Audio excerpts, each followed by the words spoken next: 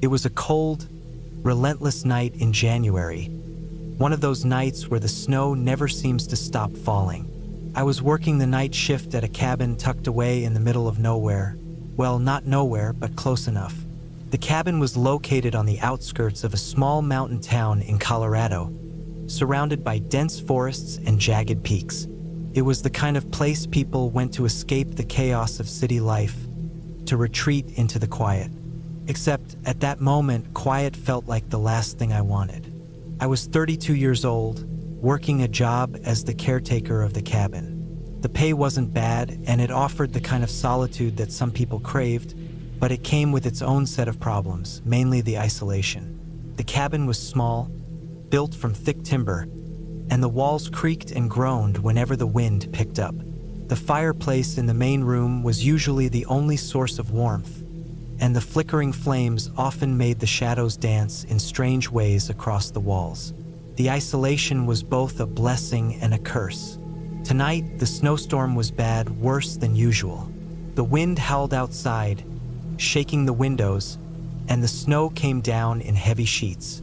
The heater was working overtime, but it still didn't seem to make much of a difference. I tried to focus on the logs I was splitting for the fire, my axe moving rhythmically, but the cold seeped into my bones no matter how many layers I wore. The storm had been getting stronger as the night went on, and now it was starting to feel like the world outside had completely disappeared. I could barely see the path leading up to the cabin through the thick sheets of snow. The only thing keeping me from feeling completely cut off from the world was the occasional crackling of the fire and the soft, comforting hum of the cabin's old generator that powered the lights and kept the place running. I had my own routine at night, one that made the hours feel like they went by faster. I'd start by checking the fire, then turn to making sure the water pipes hadn't frozen. Next, I'd scan the windows for any signs of movement. Most nights, there was nothing. But on nights like this, when the storm was at its worst, you never knew what to expect. Around midnight, I started hearing things. It wasn't anything loud or obvious, just small noises. The floorboards creaked from the other room, a soft, scraping sound, like something dragging across the wood. I told myself it was just the wind, or maybe an animal outside the cabin. Still, I couldn't shake the feeling that something was off. The lights flickered, then went out for a second. I froze, holding my breath. The generator was old, and I often had to give it a little nudge to keep it running properly.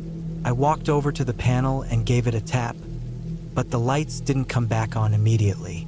Instead, the cabin plunged into complete darkness, and the only thing I could hear was the wind outside and the sound of my own heart racing in my chest.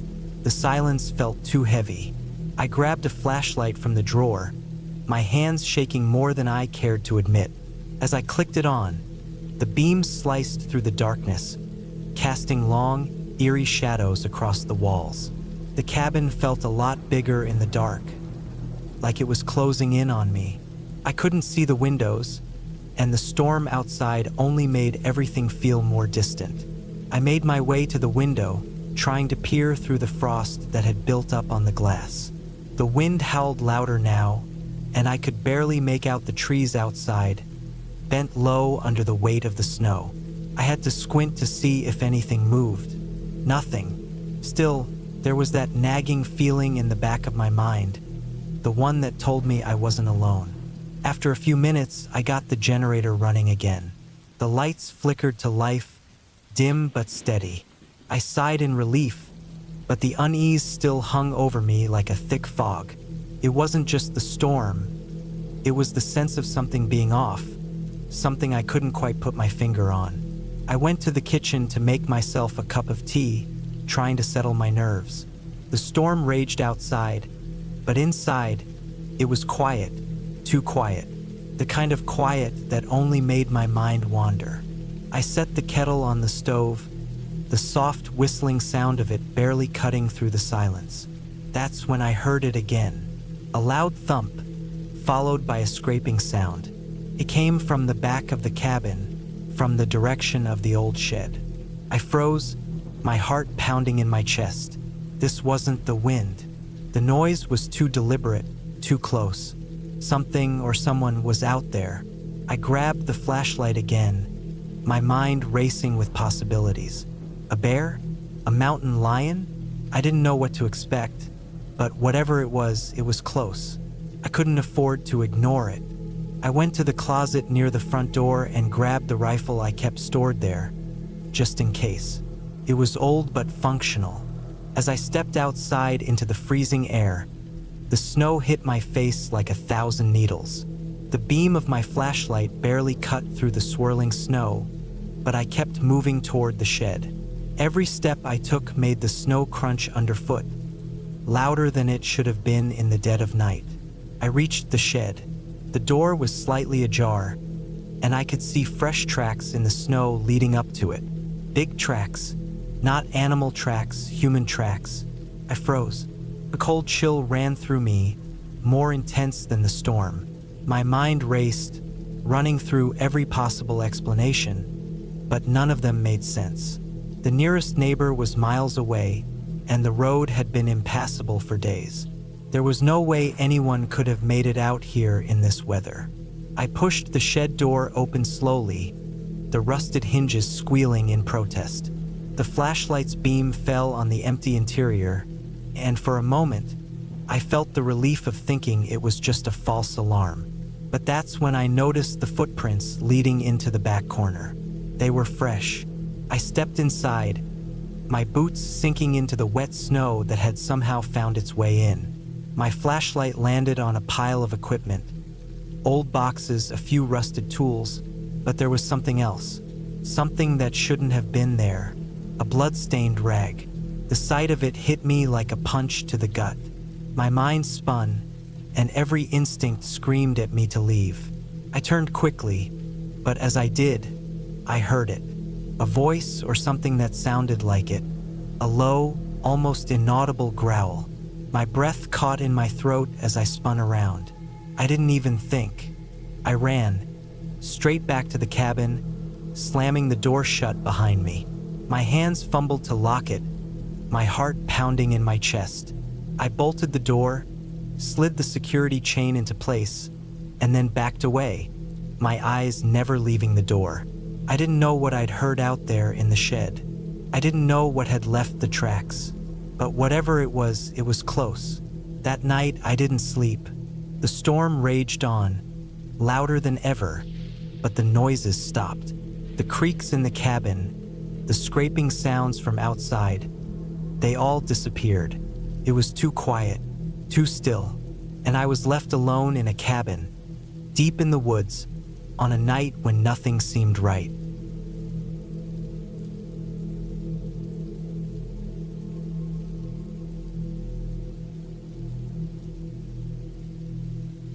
It was supposed to be a quiet weekend, a simple trip to the cabin my dad built in the middle of nowhere. I'd been there before, plenty of times, and nothing ever seemed out of the ordinary.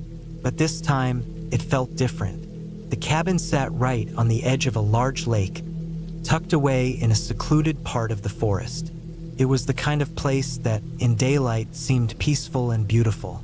The trees were tall, the water was calm, and the air smelled fresh. At night, though, everything shifted. It wasn't just the typical creaks and groans you get in an old cabin. It was something else. I had driven up alone this time. My dad had passed a couple of years ago, and my family didn't visit much anymore. I used to love the cabin when I was younger, so I figured it would be good for me to spend some time there on my own. Just me, a few days of fishing, and the quiet. When I arrived, everything was just as I remembered. The wooden deck was a little more weathered, the windows a little dirtier, but the place was standing strong. I unloaded my gear and made my way inside. The place was dark, so I flicked on the lights and started a fire in the stove to get some warmth in the place. The sun set, and I sat on the porch with a beer, listening to the sounds of the forest. There were a few bird calls in the distance, the rustling of trees, and the occasional splash from something in the water. I was hoping to catch some fish in the morning, but for now, I was just enjoying the peace. Around midnight, I started hearing it. At first, it was just a soft noise, like something brushing against the cabin.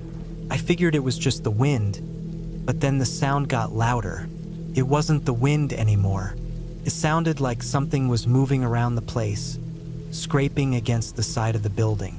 I stood up, trying to figure out if it was an animal or just some tree branches shifting in the wind. But there was no wind. I grabbed a flashlight and stepped out onto the deck, shining it around. I didn't see anything at first. The woods were still, dark, and quiet. Maybe I was just overthinking it. I went back inside and locked the door, but the uneasy feeling stayed with me. The next morning, I headed out early for fishing. I fished all day and barely caught anything. The lake had always been pretty stocked, so this was strange. But I wasn't in a rush. The sun was high, and it felt good to be out on the water. When I got back to the cabin in the late afternoon, I noticed something odd. There were fresh footprints near the door, leading up to the cabin and stopping at the porch. I knelt down, examining the prints. They were large, too big for a deer, and deep like whoever made them was walking with purpose. My heart started to race. No one else was supposed to be out here. I checked the area around the cabin, but there was no sign of anyone nearby. I wanted to believe it was just some stray animal, but these tracks didn't make sense. They were too clear, too deliberate. That night, I decided to stay up. I left the porch light on, hoping to get a glimpse of whoever or whatever had been around. I sat near the window, the curtain pulled back just enough to see outside, but not enough to be seen myself. Around 2 a.m., I heard it again, the scraping noise. It was coming from the side of the cabin, just like before. I grabbed the flashlight and cautiously opened the door. My pulse was pounding in my ears, but I forced myself to stay calm. I stepped outside and shone the light on the side of the cabin. There, by the edge of the woods, stood a figure. At first, I thought it was just some shadow, but then the flashlight caught it. A tall man, hunched over slightly, dressed in dark, tattered clothes. His face was hidden in the shadows, but I could see the outline of his body clearly. He wasn't moving, just standing there, staring at the cabin. For a moment, everything was still. I felt my breath catch in my throat. "Hello," I called out, but my voice sounded weak in the quiet night. The man didn't respond. He didn't even move. I took a step toward him, my feet crunching on the gravel. He didn't flinch. My heart was pounding now, my entire body tense. I called out again, louder this time. Still no response. I took another step. That's when he turned his head just enough for me to see his face. His skin was pale, his eyes dark and sunken. His mouth opened slightly, but no sound came out. His eyes locked onto mine, and I felt a chill shoot through me, like he was looking right into my soul. Without thinking, I turned and bolted back inside the cabin, slamming the door behind me. I locked it and backed away from the window. I stayed by the wall for what felt like hours, listening to the silence outside. No sounds of movement, no footsteps. It was as if the man had never been there at all. But I knew he had. The next morning, I didn't even want to leave the cabin. But the only way out was to drive, and I knew that I couldn't just leave things like this. I spent hours pacing, trying to figure out what to do. The phone signal was spotty, and I wasn't about to walk through the woods with that man still out there. That afternoon, I decided to check the perimeter of the cabin again. This time, I noticed something more. The tracks from the previous day were still there, but now they led toward the woods. And not just a few steps, but deeper into the forest, as if someone or something had been watching the cabin for days. I didn't stick around much longer. I packed up everything I could, grabbed my gear, and left the cabin. As I was loading up the truck, I glanced back at the woods. I thought I saw a figure, standing still, watching me from behind a tree. I wasn't sure if it was the same man, but I didn't want to stick around long enough to find out. When I got home, I called the local sheriff. I didn't know what to tell them, What could I say? That I saw a creepy guy in the woods who just stared at me? It didn't sound real, even to me. The sheriff came by later that week to investigate. They found nothing. No signs of anyone living in the woods. No evidence of trespassing. Nothing to explain what had happened. They chalked it up to a wild animal or maybe a drifter passing through. But I knew what I saw, and I knew I wasn't going back to that cabin anytime soon. I still wonder sometimes, when I think about it late at night, if the man in the woods was real. But I don't want to know the answer. Some things are better left unanswered. And the cabin? Still there, empty, waiting. But I don't think anyone's brave enough to visit it now. And I'm sure as hell not going back.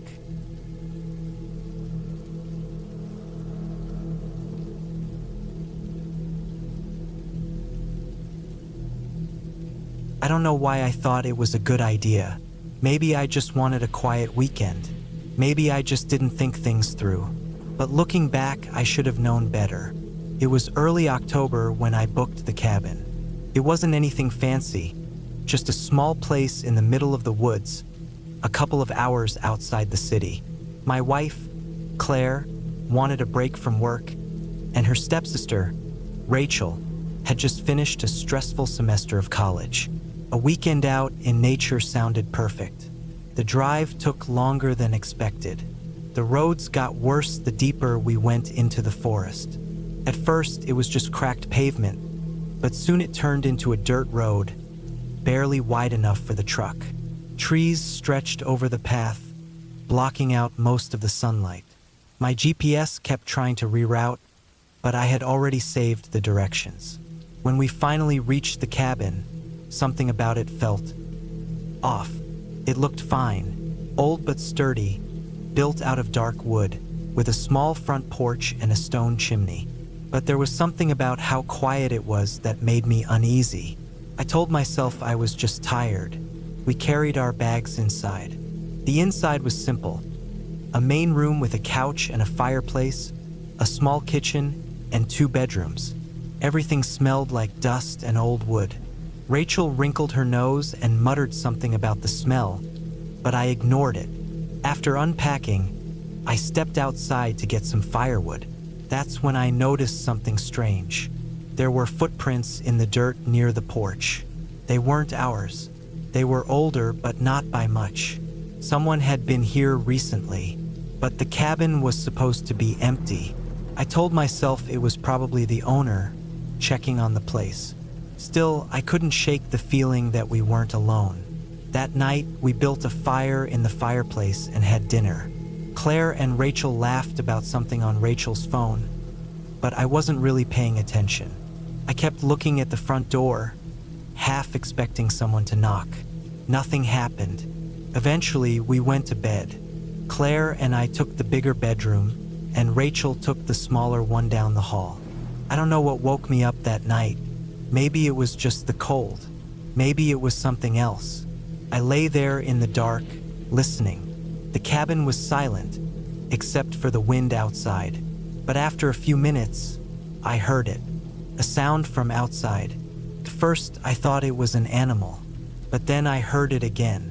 Soft footsteps moving around the cabin. I held my breath, listening. The steps were slow, careful, like someone was trying not to be heard.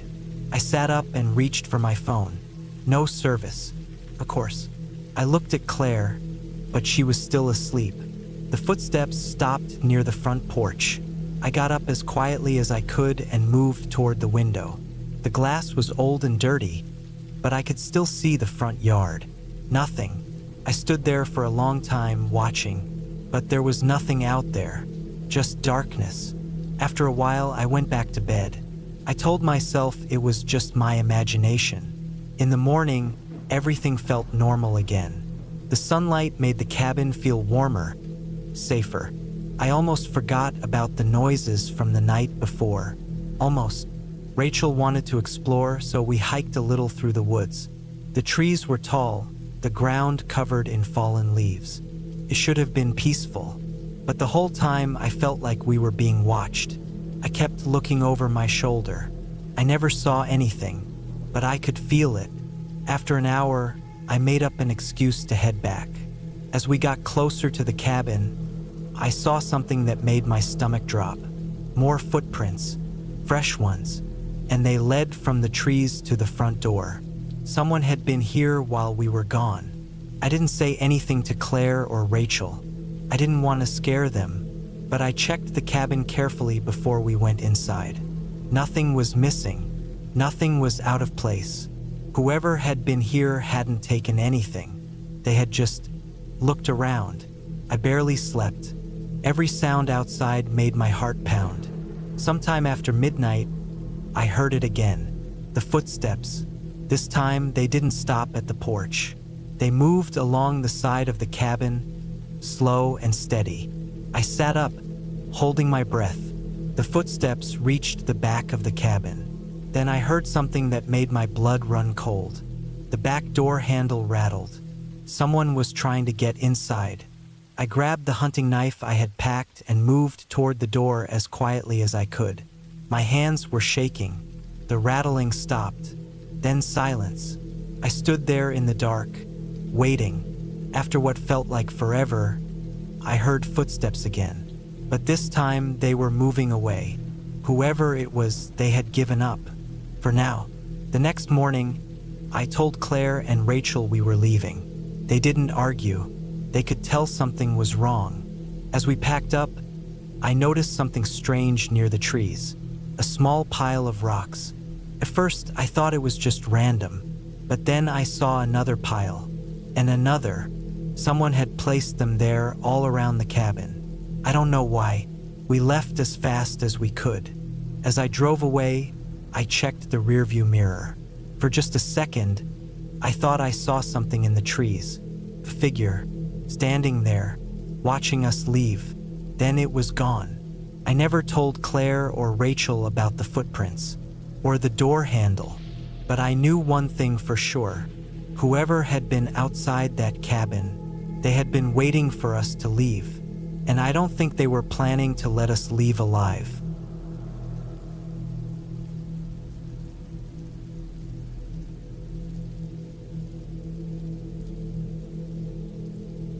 I was never the type to believe in things that couldn't be explained. I liked facts, things I could see and understand. But after what happened in that cabin in the French countryside, I don't know what to believe anymore. It was early October a few years back. My friend Adrian had a family cabin deep in the woods near the Pyrenees, an old hunting lodge his grandfather had built decades ago. He invited me to stay for a long weekend, just the two of us. No phone service, no distractions, just hunting, hiking, and drinking by the fire. It sounded perfect. We arrived in the late afternoon, the trees lining the narrow dirt road thick and dark, their branches clawing at the sky. The cabin was small, made of old wood that had darkened with time. The forest stretched endlessly in every direction, dense and untouched.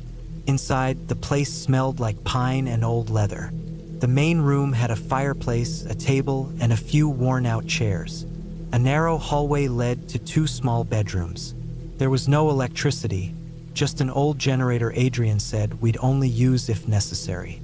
We spent the first evening drinking by the fire, talking about nothing important. Outside, the forest was dead quiet. No wind, no animals, just silence. I woke up in the middle of the night, needing to pee. I grabbed a flashlight and stepped outside, the cold air biting at my skin. The trees loomed over me, their shadows stretching long across the ground. I walked a few steps away from the cabin and relieved myself. That's when I heard it. A whistle. Not a bird, not the wind. A human whistle, long and slow, coming from the trees. I turned my flashlight toward the sound, but all I saw were the endless trees. My heart was pounding, but I told myself it was just my imagination. Maybe even Adrian messing with me. I went back inside and locked the door behind me. The next day, we spent most of our time hiking and setting up for hunting. There was no sign of anyone else in the area. No footprints, no campsites, nothing. But that night, it happened again. I was lying in bed, half asleep, when I heard something outside. Slow, heavy footsteps circling the cabin. The floorboards on the porch creaked under the weight of something or someone walking back and forth. I held my breath, listening. Then came a soft knock on the door. Not loud, just deliberate. Knock, knock, knock. I didn't move. My body was frozen, every instinct screaming at me to stay still. The knocking stopped, but I could still hear the footsteps. Then something worse. A voice. It was low and strained, like someone trying to imitate human speech but not getting it quite right. Adrian. I felt my stomach drop. It sounded like my voice. I stayed in bed until the sun came up. When I finally stepped outside, there were no footprints, nothing to show that someone had been there. But I knew what I heard. Adrian said it was probably a wild animal, maybe even a trick of the wind. But I saw the look in his eyes. He wasn't convinced either. The third night was the worst. We had just finished eating when we heard movement outside. A shuffling sound, followed by that same slow, whistling tune. Then a voice called out, "Adrian, open the door." It was my voice again. I grabbed the rifle we had brought for hunting, my hands shaking. Adrian was already holding his. We didn't move. We just stood there, staring at the door, waiting. The footsteps moved around the cabin. The whistle came again, closer this time.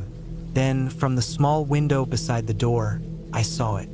A figure, tall, too tall to be a normal person. His limbs looked wrong, too long, too thin. The skin was pale, almost gray. And its face, it looked like me, but it wasn't. The eyes were wrong, the mouth stretched too wide. It was like something wearing my face as a mask. Pressed its hand against the window, fingers too long, too bony. Then it spoke again. "Let me in." We didn't sleep that night. We sat in the center of the room, guns ready, waiting for sunrise. By morning, it was gone. No footprints, no signs of anything. But we packed our things and left. I never went back to that cabin, and I never will.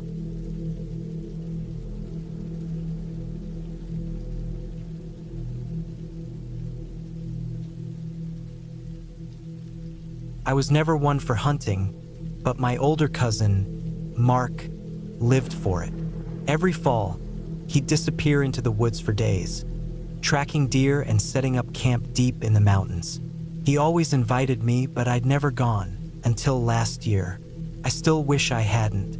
Mark had a small hunting cabin about 20 miles from town, deep in the Appalachian woods.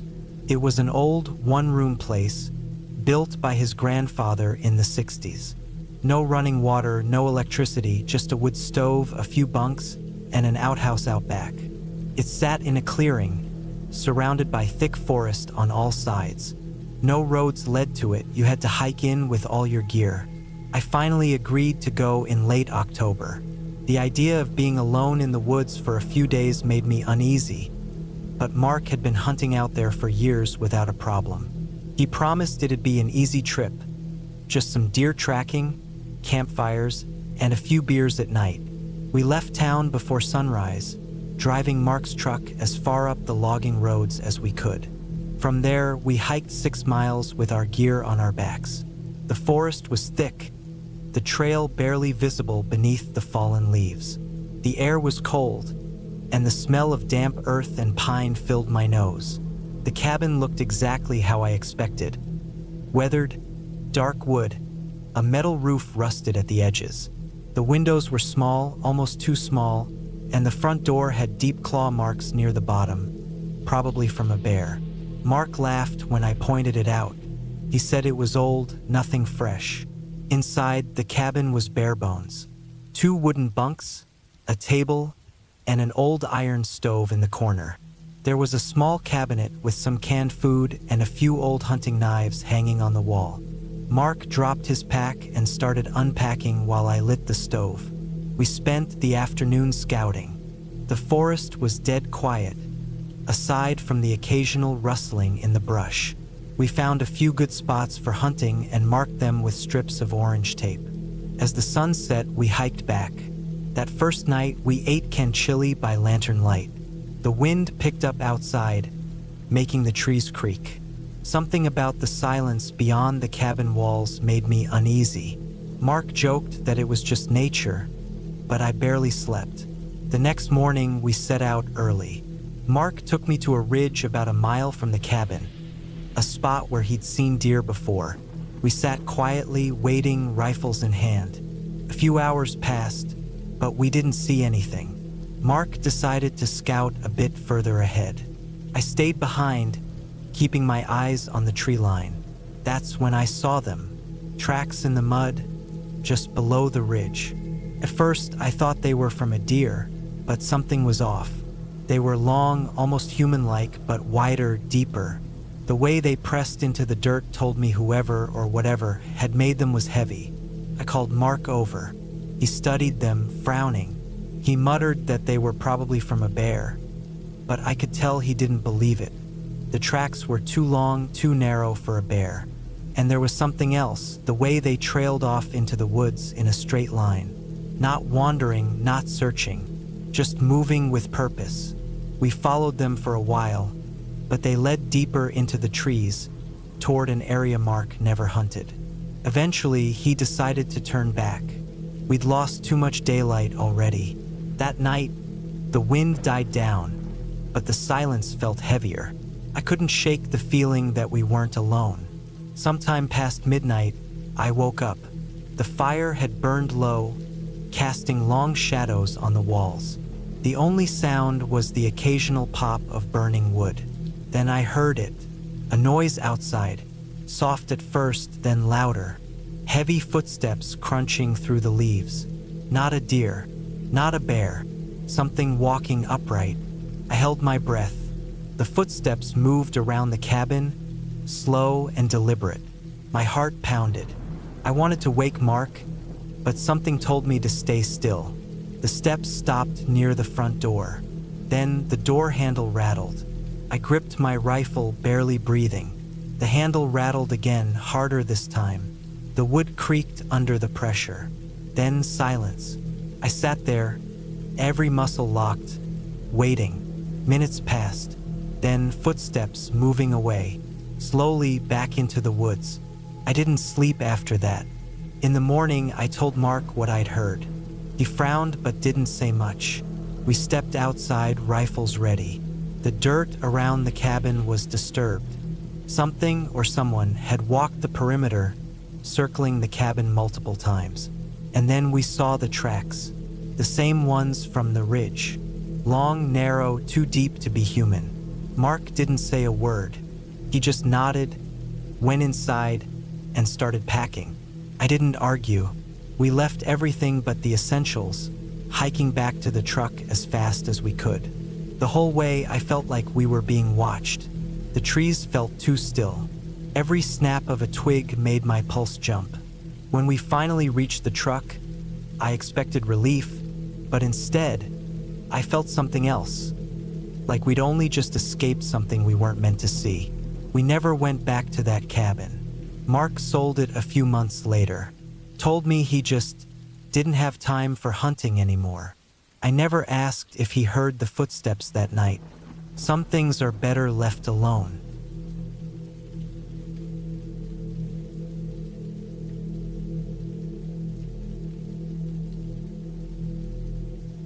I bought the cabin on a whim. It wasn't the smartest decision, but it felt right at the time. The idea of owning a place deep in the woods, away from the noise and pressure of everyday life, had been something I dreamed about for years. I had spent too much time in the city, working a job that drained me, surrounded by people but feeling completely alone. So, when I saw the listing for a small, affordable cabin near a place called Lost Lake, I jumped on it. It was deep in the forests of northern Montana, about a 2-hour drive from the nearest town. The place was old, built sometime in the 60s, but solid. A simple one-story structure with a loft, a wood stove, and just enough modern amenities to make it livable. The previous owner had died, and his family wanted to sell it fast. They didn't ask for much, and I didn't ask many questions. By the time I drove up there in late October, the leaves had turned, and the air had a sharp bite. The road leading to the cabin was a winding dirt path, barely maintained, with overgrown trees on both sides. The deeper I went, the more I felt like I was leaving the rest of the world behind. When I finally pulled up in front of the cabin, the first thing I noticed was the silence. No traffic, no distant hum of life, just the wind moving through the trees. It was peaceful in a way I wasn't used to. The place had been empty for a while, so it had that stale and used smell, but nothing that couldn't be fixed with some fresh air. I spent the first few days cleaning, fixing up little things, making it feel like mine. The cabin had no Wi-Fi, no cell service. That was part of the appeal. I wanted the isolation. The first week was uneventful. I settled into a routine, chopping wood, hiking the trails around the lake, reading by the fire at night. The stillness was almost unsettling at first, but I told myself I'd get used to it. Then little things started happening.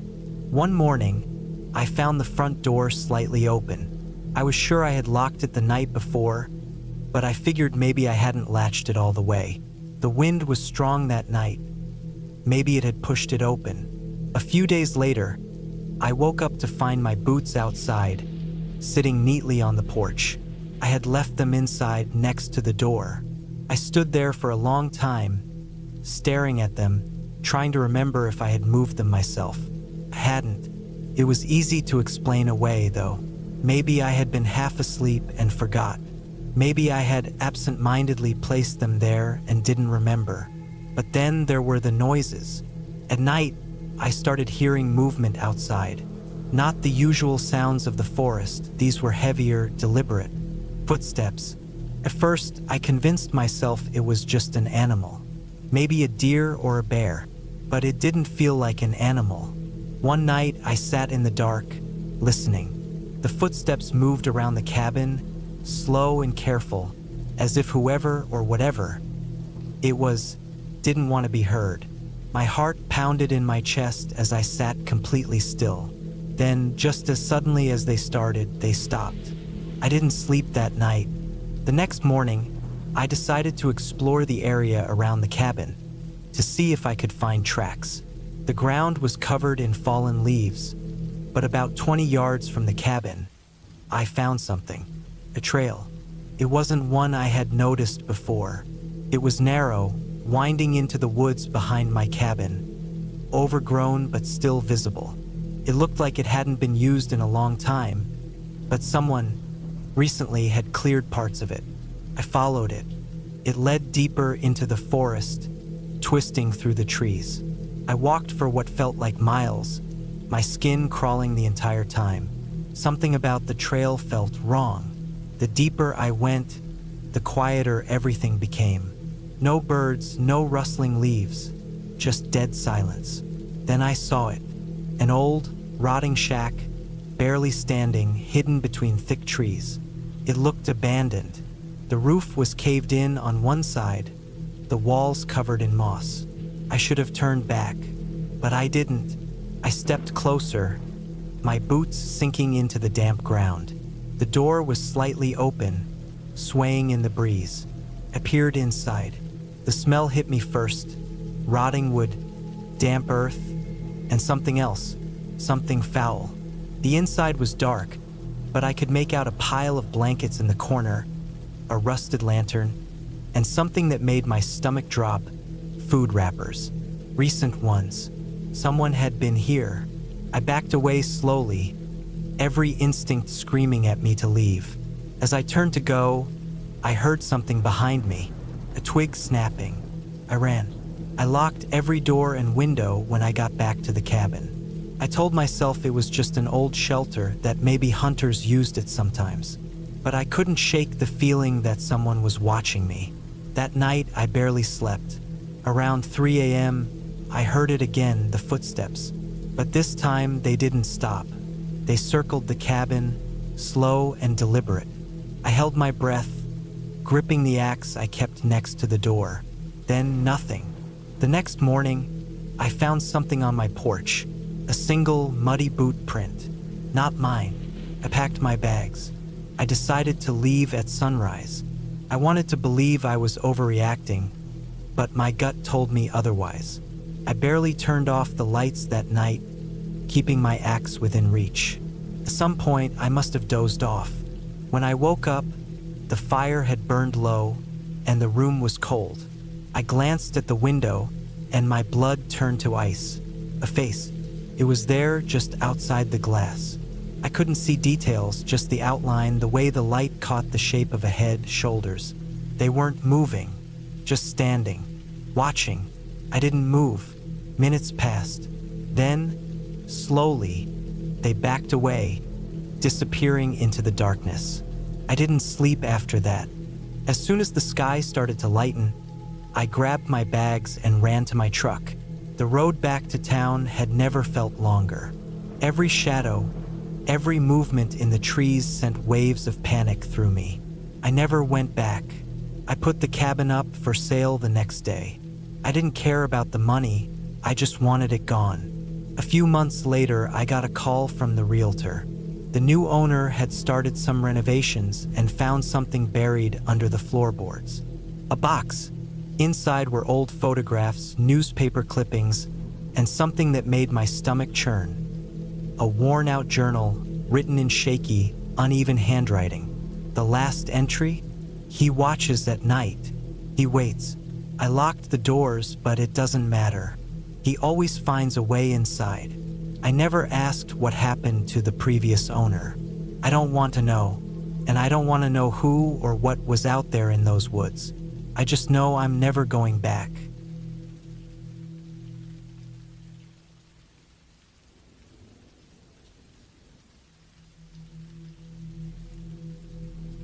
It was the summer of 2018, and I had just graduated college.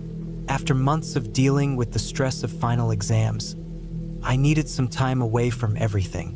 I wanted peace, quiet, and a chance to recharge. So, when a friend of a friend mentioned a small farm cabin in the French countryside that was available for rent, I jumped at the opportunity. The cabin was located in a remote area, far from the hustle and bustle of the city, nestled between rolling hills and vast fields. It was one of those places you'd see in a postcard, small, rustic, and charming. I was thrilled about the idea of spending a week in complete solitude, away from the noise of daily life. The drive from the train station took longer than I expected. The roads grew narrower and less paved as I ventured deeper into the countryside.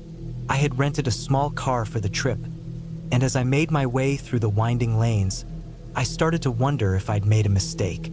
The trees crowded in on either side, the dense forest feeling almost suffocating. I passed a few scattered farms and stone houses, but it was clear this was a sparsely populated area. Finally, after what felt like an eternity, I spotted the cabin. It was a single-story stone structure with a thatched roof. The wooden door creaked when I opened it, but inside, it was cozy, just a simple living room with a stone fireplace, a small kitchen, and a tiny bathroom. The furniture was old but comfortable, with faded chairs and a wooden table in the center of the room. The windows overlooked a field of tall grass that stretched out to the edge of the forest. It was beautiful and peaceful, just what I needed. That night, I decided to take a walk around the property. The air was cool, and the stars above were so clear, it almost felt like I could touch them. I wandered to the edge of the field and stood for a while, taking in the silence. The only sound was the wind rustling through the trees and the occasional croak of a distant frog. I was beginning to feel more relaxed when I noticed something strange. At the far end of the field, near the treeline, there was a small structure, a barn, perhaps. I didn't remember seeing it when I arrived.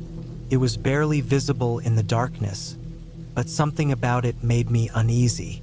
It wasn't so much the barn itself, but the fact that it seemed out of place. I shrugged it off, thinking it was just my imagination playing tricks on me. I returned to the cabin and decided to get some rest. The next few days were spent exploring the surrounding area. The landscape was stunning: wide, open fields, dense forests, and the occasional quiet stream. I walked for hours each day, enjoying the solitude and the beauty of it all. But there was one thing that began to bother me. Every time I ventured out, I noticed signs that someone else had been around. Small footprints in the dirt, broken twigs, the faint scent of tobacco or something else that was hard to place. At first, I thought it was just local wildlife, but the more I thought about it, the less it made sense. There was no one around for miles. No neighbors, no other houses. Just the cabin and the empty fields.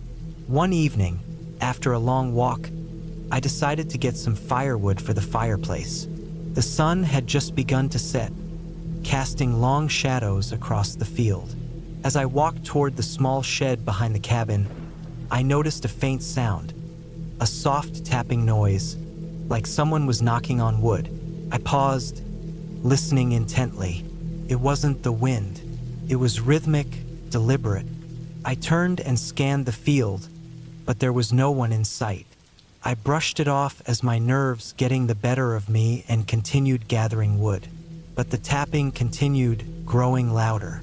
I couldn't shake the feeling that I wasn't alone. That night, I locked all the doors and windows and decided to stay inside. I told myself I was just overthinking things, that the tapping was probably an animal or the wind. But the unease lingered.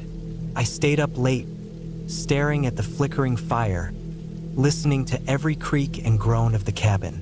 The following day, I decided to take a trip into the nearest village. I needed to get away from the isolation for a while. The village was small, with cobblestone streets and a handful of shops. I bought some supplies, chatted with a few locals, and tried to shake the strange feeling that had been creeping up on me. When I returned to the cabin, everything seemed normal except for one thing. The door was slightly ajar. I was sure I had locked it before I left. My heart started to race. I stepped inside cautiously, half expecting to find someone waiting for me. But the cabin was empty. There was nothing unusual, nothing except for the faint smell of tobacco, stronger than before. It filled the air, lingering like a presence in the room. I spent the next few days on edge. The tapping came more frequently, and I started noticing small things being out of place. A chair moved slightly, a cup missing from the shelf. It wasn't much, but it was enough to make me question my own sanity. I didn't tell anyone, not wanting to sound paranoid.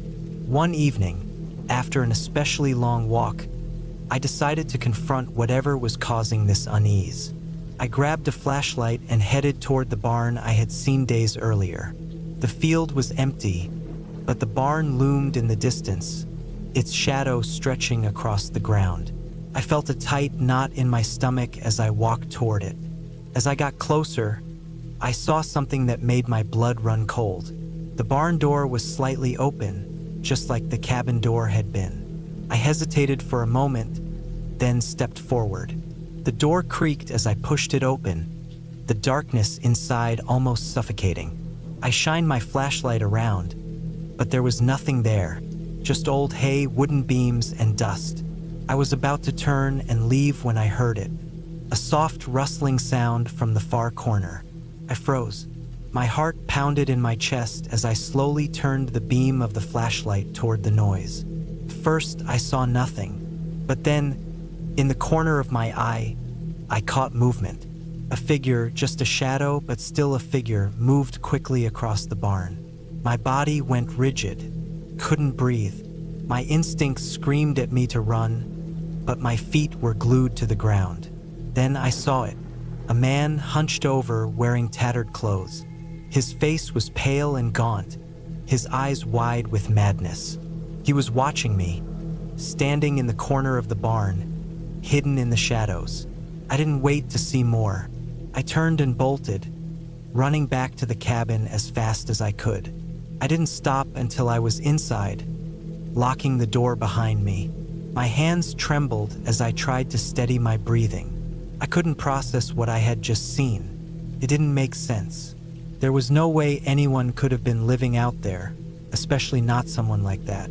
The next morning, I packed my bags and left the cabin. I didn't care about the rental agreement or the money I had spent. I just wanted to get away. I drove back to the village, my mind racing with questions I didn't have answers for. When I returned to the village, I went straight to the small store and asked about the cabin. The elderly shopkeeper gave me a strange look, as though she already knew what I was going to say. "You saw him, didn't you?" she asked quietly. I didn't know how to respond. "He's been there for years," she continued. "That man, no one knows where he came from. He's never hurt anyone, but he's always watching. He stays in that barn, waiting for someone to come around." I left the village that day, and I never went back to the cabin. The memory of that man, hidden in the shadows of the barn, still haunts me. I never found out who he was or how he ended up there. But I know one thing for sure: some places are better left alone.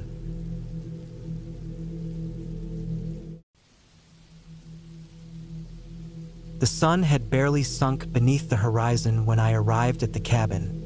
A little run down, but still solid enough to serve its purpose for the weekend. I had been looking forward to getting away from the noise of the city, and this secluded spot in the mountains of northern New Mexico was exactly what I needed. I had been there a couple of times before, and it always felt peaceful.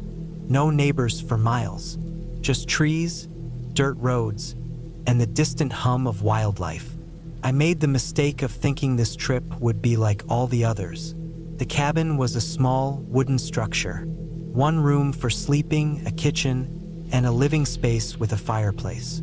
It wasn't anything fancy, but it was the kind of place that made you feel disconnected from the world. That night, I lit the wood stove, settled into my chair, and cracked open a book. I was alone, just the way I liked it. The air outside had started to grow chilly as the fall months were settling in. With the stove cranking out heat, I couldn't help but feel the kind of contentment you only get from being miles away from civilization. Around midnight, I heard it, a strange noise from outside. It wasn't the usual creak of the trees or the howling wind. This was something different, closer too. It sounded like someone was walking around the cabin. I stood up, grabbed my flashlight, and headed to the door. The silence outside was oppressive. I scanned the darkness, sweeping the light in every direction. There was nothing, no sign of anyone, just the sound of the wind moving through the pines. My heart rate slowed, and I convinced myself it was just an animal, a bear or a coyote, making its way through the woods. I returned to the warmth of the cabin and tried to push the thought out of my mind. But then the noises started again. This time they were louder. It was definitely something or someone moving around. I could hear the crunch of leaves beneath heavy footsteps, followed by the sound of claws scraping against the wood. I felt the hairs on my neck rise. This didn't feel like a bear. It didn't feel like anything I'd ever heard before. The sound moved around the cabin, slowly, deliberately. It was as if it was circling, waiting for something. My flashlight quivered in my hand. The closer I got to the window, the more I could sense that something was wrong. I cracked the door open just a little. Nothing. I stepped outside, careful to stay low, my boots making no noise on the dirt ground. The full moon overhead cast an eerie glow across the forest. As I moved toward the edge of the porch, something caught my eye. A shadow darting behind a tree just a few feet away. I froze. This wasn't a person, I was sure of that now.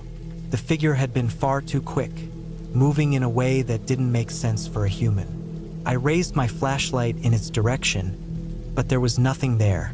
And then the smell hit me. It wasn't the fresh pine scent of the woods.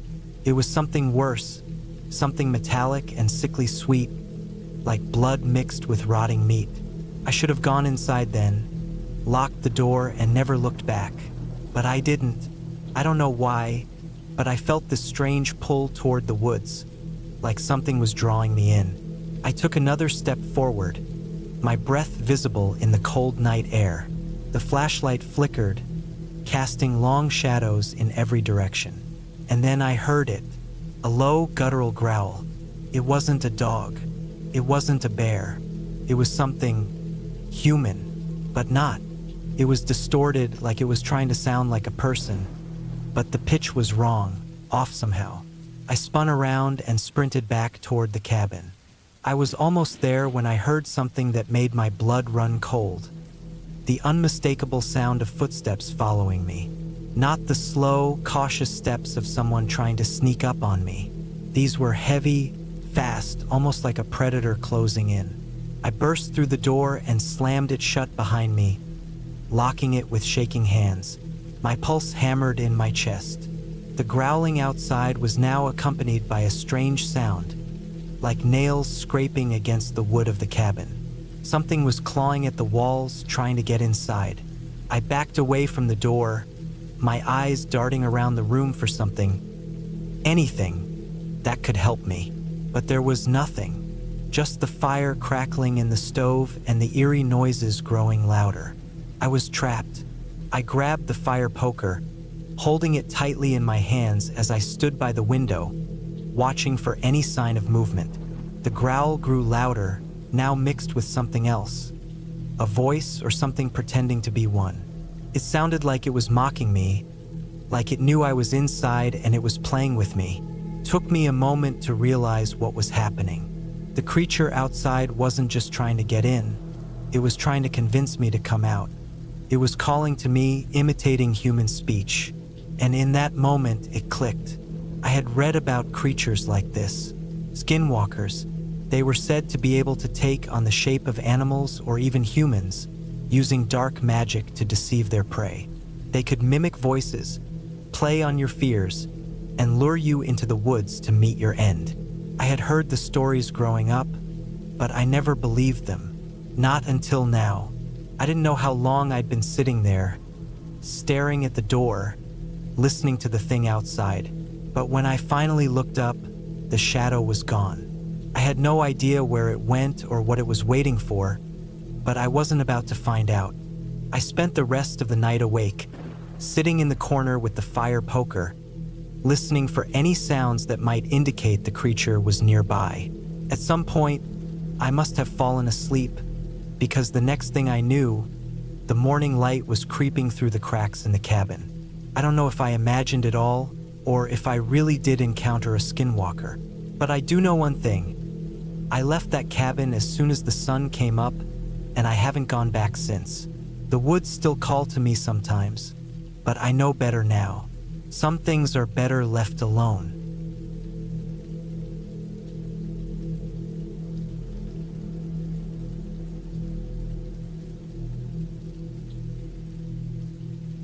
It was the middle of summer, and the heat had crept up like a heavy blanket, suffocating the trees and drying the earth beneath them. My cousin, Nathan, a scientist working on a rare medical research project, had invited me to spend the weekend at a remote cabin in the woods. He needed some peace and quiet to get through his research, and I agreed to join him for the isolation. The cabin was situated about 2 hours outside of town, deep in the forest. It was one of those places you'd miss if you weren't looking for it. A small structure made of old logs with a stone chimney and a creaky porch. The air smelled thick with pine and the faint odor of the moss that clung to the rocks around the property. The only sounds were the occasional rustle of leaves, birds in the distance, and the hum of insects. Nathan was in his early 30s, with a quiet demeanor and a sharp mind. He'd been working on medical research for years, focused on something that was way over my head. All I knew was that it had to do with rare diseases and medical advancements, something important. But honestly, I was just there for the fresh air and the escape from the daily grind. We arrived at the cabin late in the afternoon, the sun dipping behind the trees.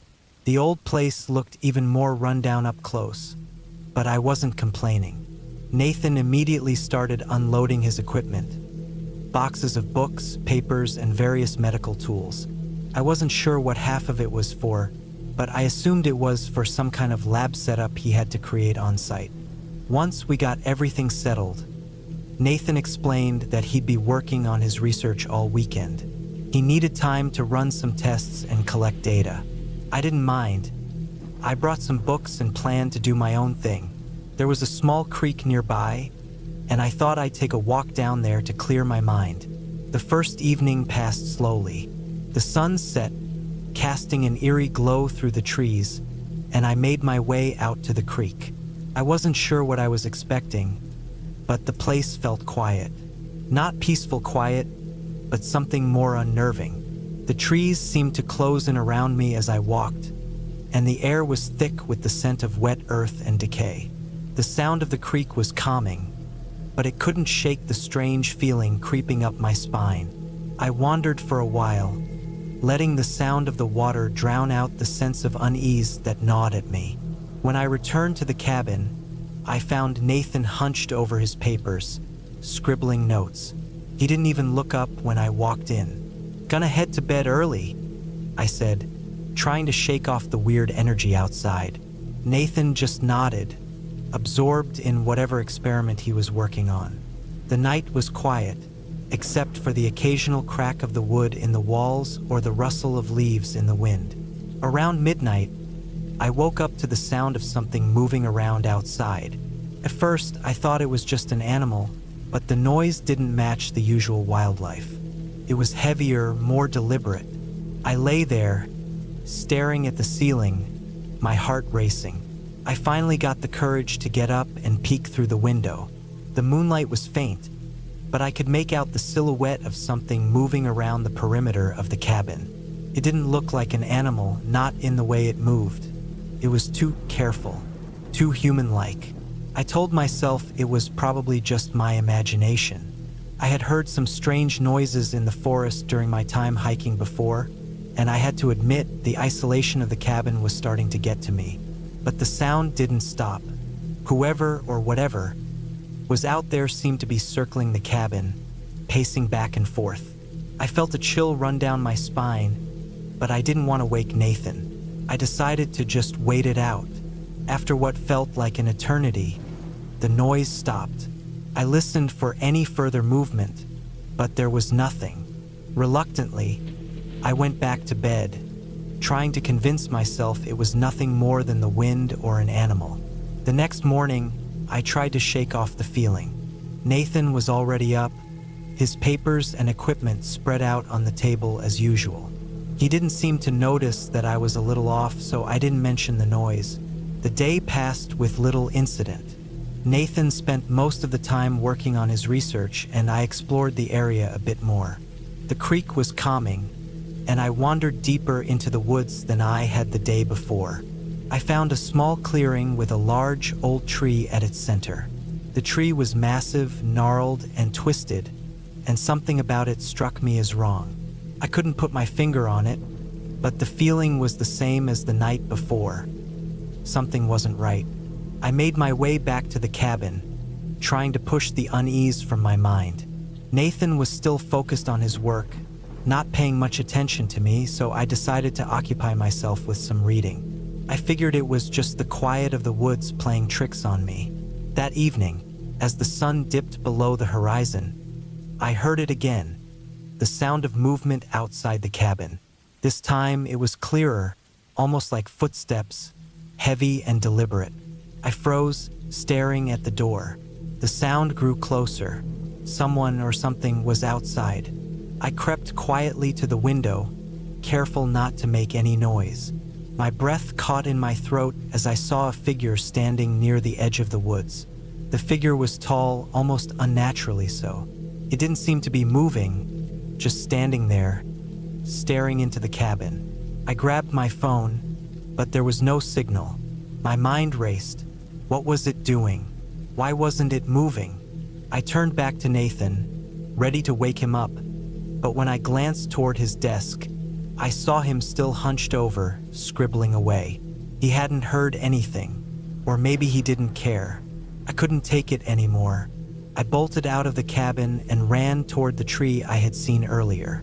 The air around me seemed to thicken as I ran, and the ground felt strange beneath my feet. I reached the clearing and stopped in my tracks. There, at the base of the massive tree, was something I hadn't noticed before. A small, open hole in the ground. It was dark, far darker than it should have been, and I felt an intense pull toward it, something drawing me closer. My heart hammered in my chest, and I couldn't understand why I was so fixated on it. Then I heard the footsteps again, this time much closer. I whirled around to see the figure standing at the edge of the clearing, its face hidden in shadow. It didn't move, just stood there, watching. I couldn't stay any longer. I turned and ran back to the cabin as fast as I could. When I reached the door, I yanked it open and slammed it behind me, locking it shut. My breath was ragged, and I could feel my body shaking from the adrenaline. Nathan was still sitting at the table, completely oblivious to what was happening outside. I tried to explain what I had seen, but I couldn't find the words. I could barely think straight. All I knew was that I needed to get out of there. Nathan finally looked up from his work, noticing something was wrong. His face went pale when I told him what had happened, and for the first time since we arrived, I saw genuine concern in his eyes. He grabbed his gear and we packed up quickly, preparing to leave. As we drove away from the cabin, I glanced out the window.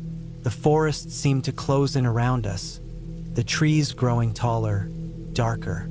It felt like something had been waiting for us to leave. When we finally made it back to town, I never spoke to Nathan about it again. We both acted like nothing had happened, but deep down, I knew we had both felt the same strange pull. And I'm sure Nathan never returned to that cabin either. But I couldn't shake the feeling.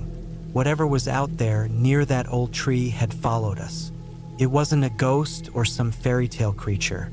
It was something real, something unnatural, and I don't think it ever stopped watching. The cabin and the woods are still out there, hidden in the trees.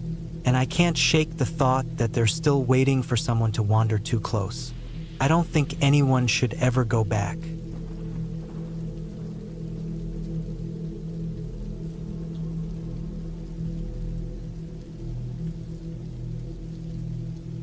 It had been raining nonstop for hours when I started my shift. The kind of rain that doesn't let up, just pouring down in sheets, slapping against the windows like it's trying to get in. The cabin where I worked was isolated, nestled deep in the woods in the backwater of northern Idaho. The place looked like something out of an old postcard. A small log cabin with a big stone fireplace, heavy oak beams across the ceiling, and wooden furniture that had seen better days. It was cozy during the day, but at night, with the rain, the wind howling through the trees, and the silence that fell once the guests were gone, it felt like being in the middle of nowhere. I was 28, just out of college, looking to save a bit of money before I figured out what I really wanted to do with my life. I didn't mind the solitude, though I was still getting used to it. My boss, Rob, a grizzled old guy with a thick beard, was an hour away. He'd leave me alone to manage the cabin, check in guests, clean the place, and take care of anything that came up. Most of the time, I liked it. There wasn't much to do except check the place out after the guests left, stoke the fire in the big stone hearth, and keep an eye on the front gate in case someone showed up late. This night felt different, though. Maybe it was the weather. Maybe it was just that creeping sense of unease that comes with being alone, even though I'd gotten used to it. I'd just finished checking the guest book and was wiping down the last of the tables when the lights flickered. The storm had been intense, the kind that messes with the power lines, but I wasn't worried. This was a common occurrence up here. The backup generator would kick in a few minutes, and I'd go about my business. But then the lights went out completely. I waited, listening to the howling wind outside, the trees groaning under the pressure of the storm. Nothing. No hum of the generator, no flicker of the lights. I grabbed the flashlight from under the counter and headed to the utility room. I'd had to fix this a few times before, so it wasn't anything new. The power box was in the back corner of the cabin, just off the kitchen. I passed the old couch where guests sometimes liked to sit and stare out at the rain-swept forest, past the shelves of old books that never seemed to get read. The air inside was heavy with the scent of wood and wet earth from outside, and for a moment I thought I heard something, almost like a scraping sound. I froze, listening. The wind was loud, and the rain hit the roof in a constant rhythmic pattern, but I was sure I heard something faint, a tapping or maybe a rustling. I shook my head. It was probably just the wind or a branch hitting the roof. The trees up here had a way of making noises in storms that could make anyone second-guess their sanity. Still, I couldn't shake the feeling that something was off.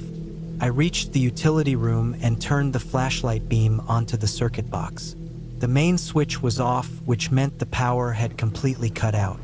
I flipped it back on, waited a few seconds, and turned the lights back on. The hum of the backup generator kicked in, and the house lit up again. I took a deep breath, relieved. As I started to leave the room, something caught my eye. It wasn't much, just a small shadow in the corner of the room, but it made my pulse quicken. The flashlight flickered as I swung it around the space. Nothing. The shadow was gone, and the only sound was the steady thrum of the generator.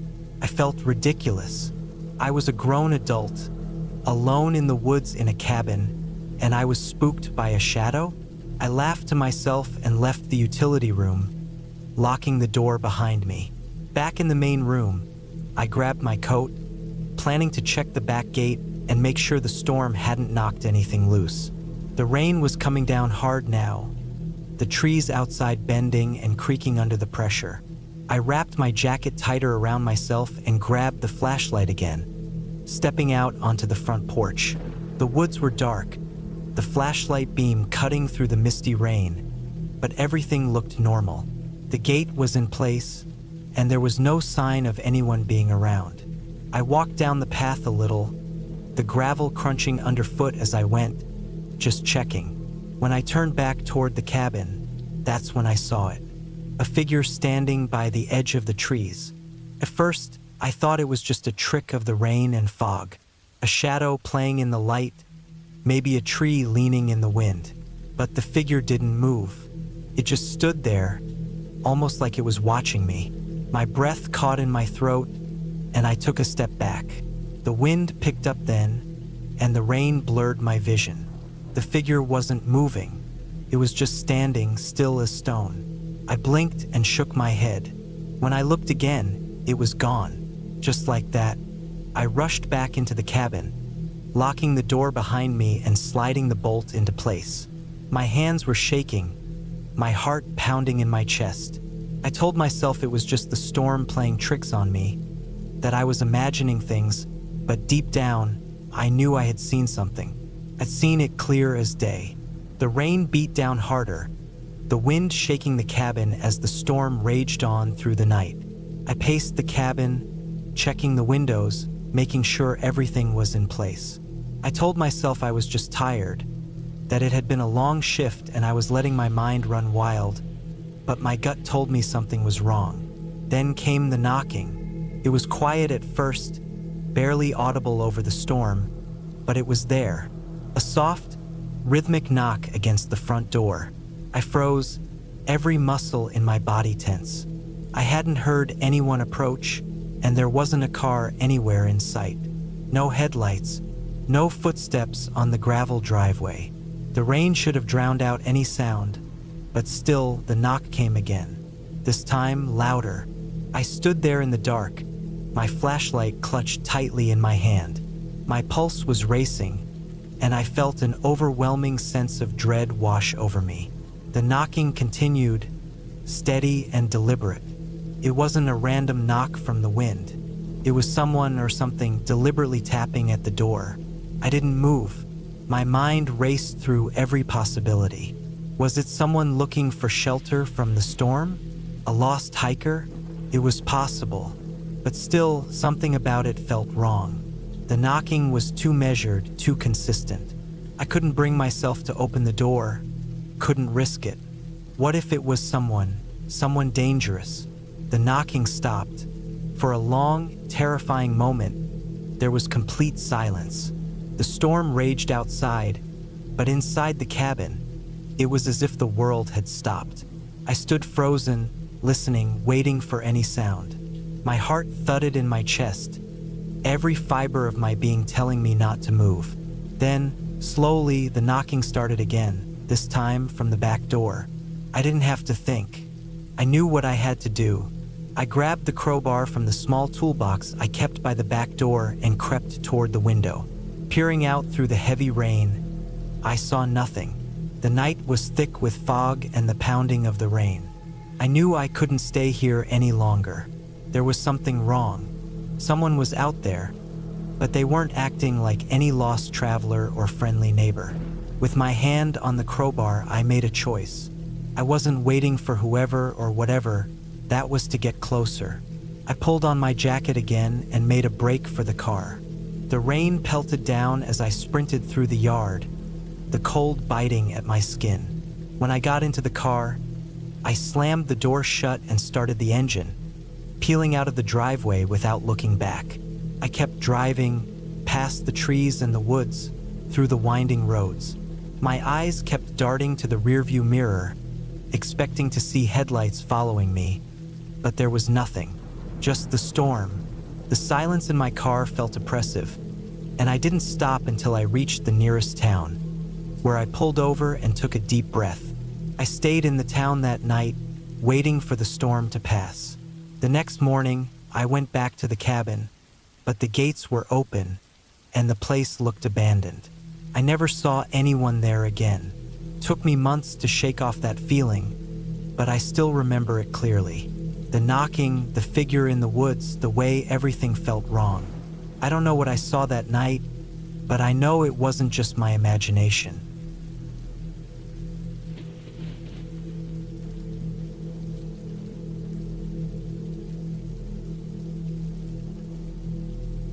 I was in my late 30s when I took the trip that still haunts me to this day.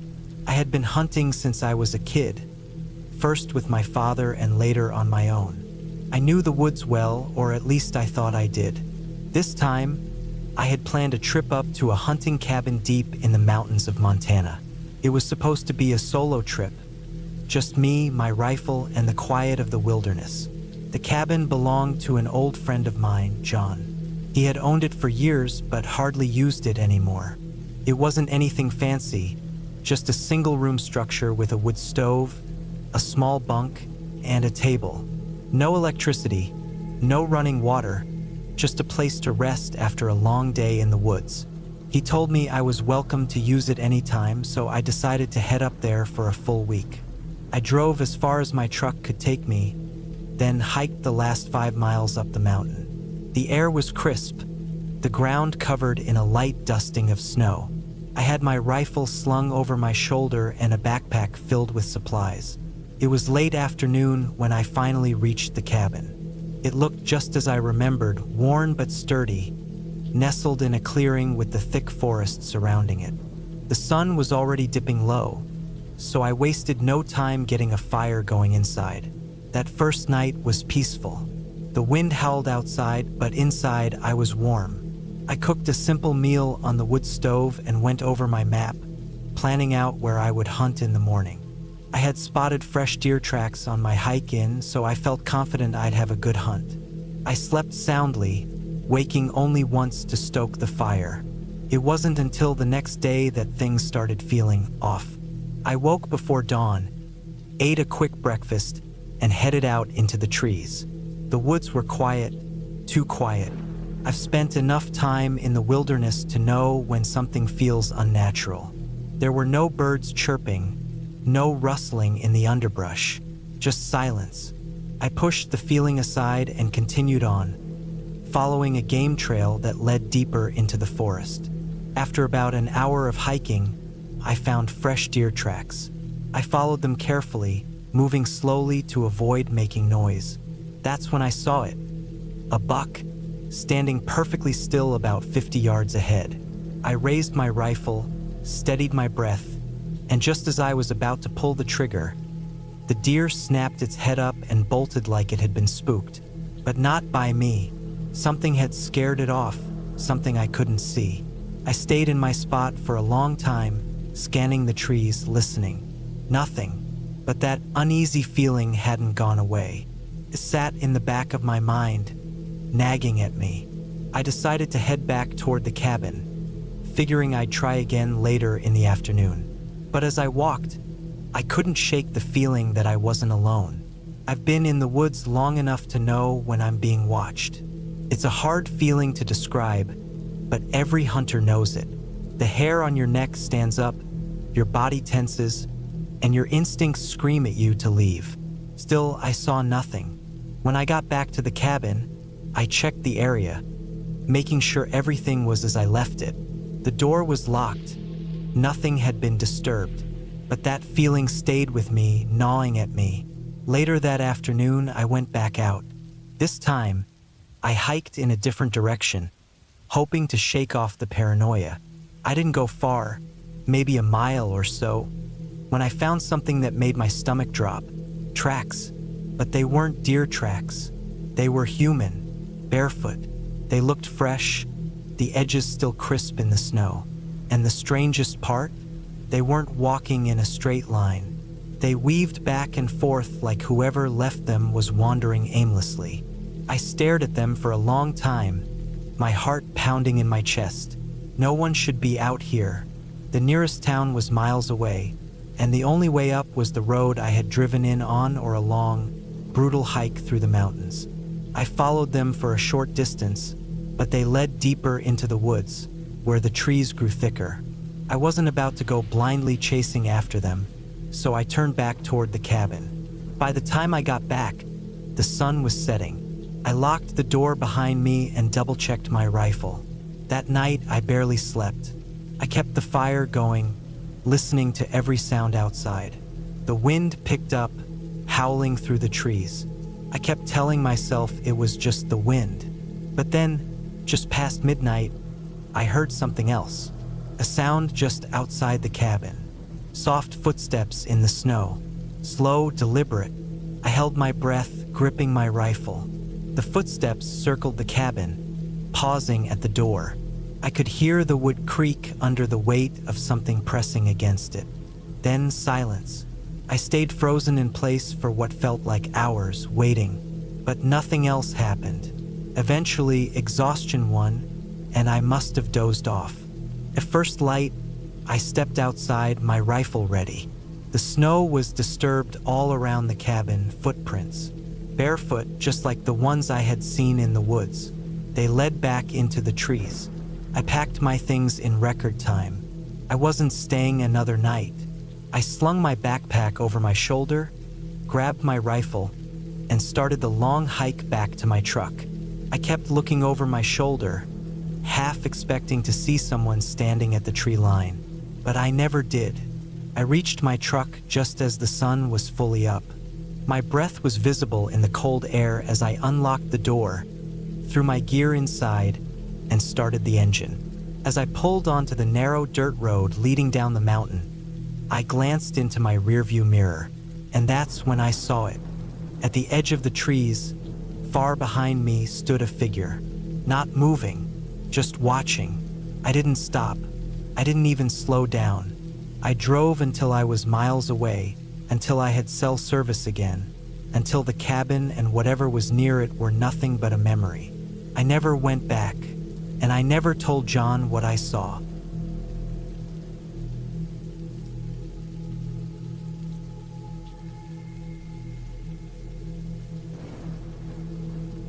I didn't expect anything out of the ordinary when I decided to stay at the cabin in the woods.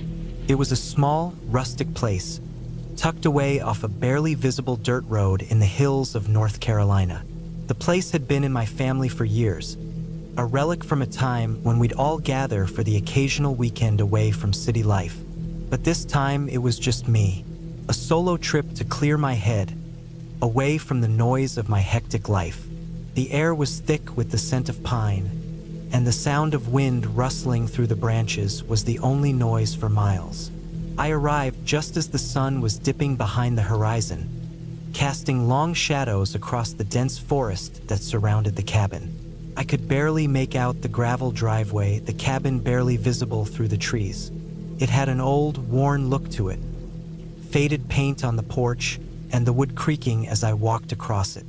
It was cozy, in a way that made me feel safe. The fire was already lit when I entered, and I couldn't help but appreciate the warmth. The smell of burning wood filled the small cabin. I unpacked my things, grabbed a book, and settled into the armchair near the fire. The outside world felt like it was miles away, and for the first time in a long while, I could breathe easy. Night came fast, and soon enough, the place was pitch black, save for the orange glow from the fire. I tried to sleep, but something felt off. Maybe it was the wind. It sounded louder than usual, like something was pushing against the trees, trying to get in. I lay there, tossing and turning, until I heard it.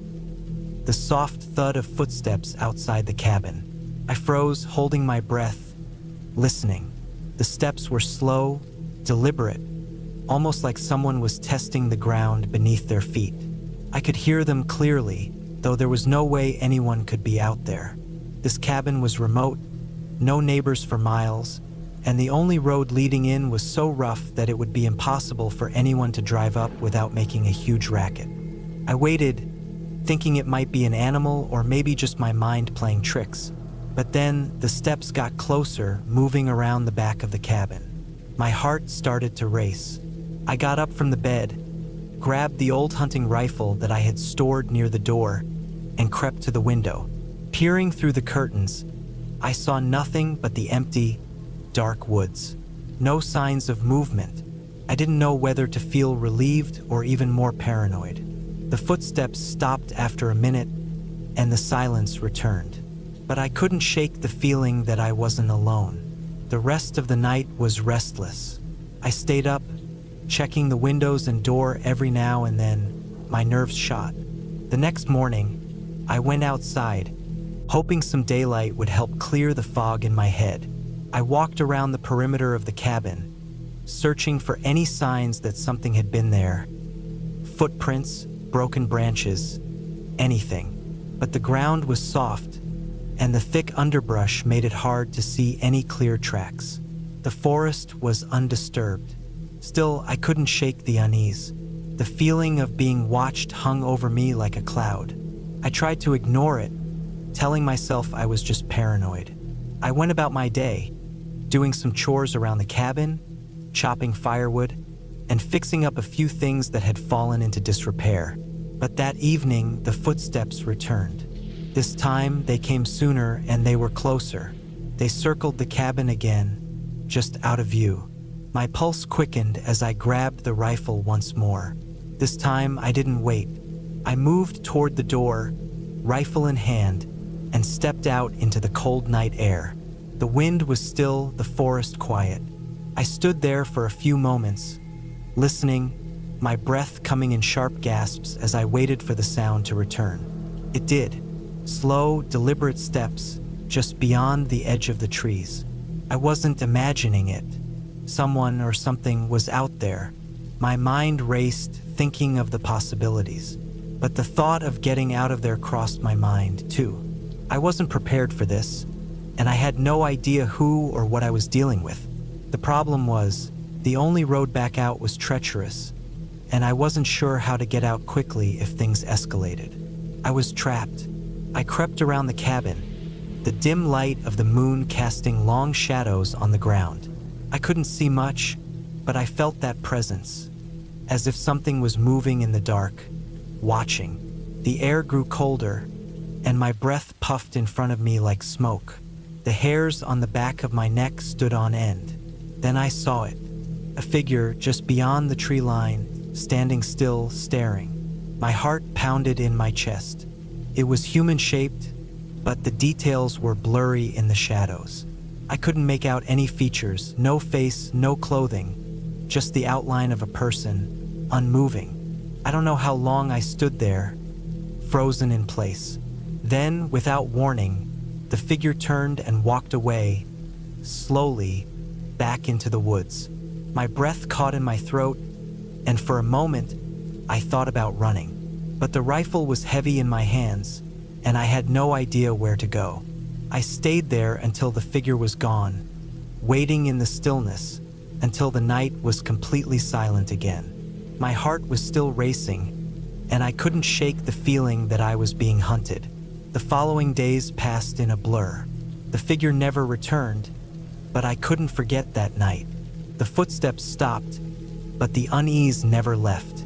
Every sound in the forest made me jump, and every time the wind picked up, I thought I could hear faint whispers carried through the trees.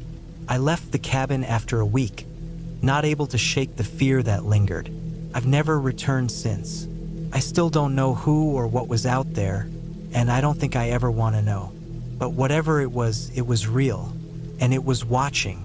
I don't know what happened in those woods that night, but I'm never going back to that cabin. Some places aren't meant to be explored. Some things are better left alone.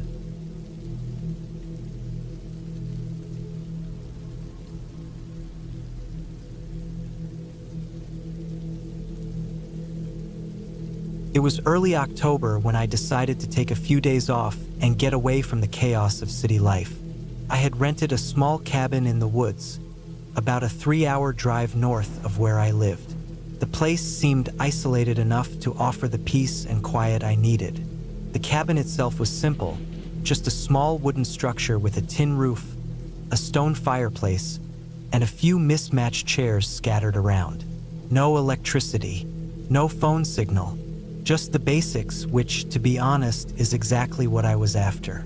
I arrived around dusk, the sky painted with streaks of orange and purple as the sun set behind the trees. The air was crisp, and I could hear the leaves crunching beneath my boots as I walked up the narrow, gravel driveway to the cabin. There was no one around for miles, just the sound of the wind and the occasional bird call. It felt almost too quiet, but it was the kind of silence I needed. After unloading my gear, I took a deep breath and looked around. The forest was dense, with tall pines and thick underbrush. The cabin was surrounded by trees on all sides, with a small clearing behind it where a stream ran through. I could hear the trickling of water in the distance, which added to the calmness of the place. Inside, the cabin smelled of pine wood and old leather. I set up my things, arranged the bed, and got a fire going in the stone hearth. As the flames crackled, I felt a sense of contentment wash over me. For the first time in weeks, I wasn't thinking about work, bills, or any of the usual stress that followed me around. I was alone, and that was exactly what I wanted. The first night was peaceful. I cooked a simple dinner on the small stove and spent the evening reading a book. The only sounds were the fire crackling and the occasional rustle of leaves outside. By the time I went to bed, I had forgotten what it felt like to truly be at ease. The next morning, I woke up early. The sun had just begun to rise, casting a soft glow through the cabin's small windows. I made myself a cup of coffee and stepped outside to take in the fresh air. The cool morning mist clung to the ground, and the forest seemed to breathe in unison with me. Everything was still, too still. I decided to take a walk, hoping to find the stream I had heard the night before. I grabbed my backpack, packed a few essentials, water, snacks, and a map, and set off into the woods.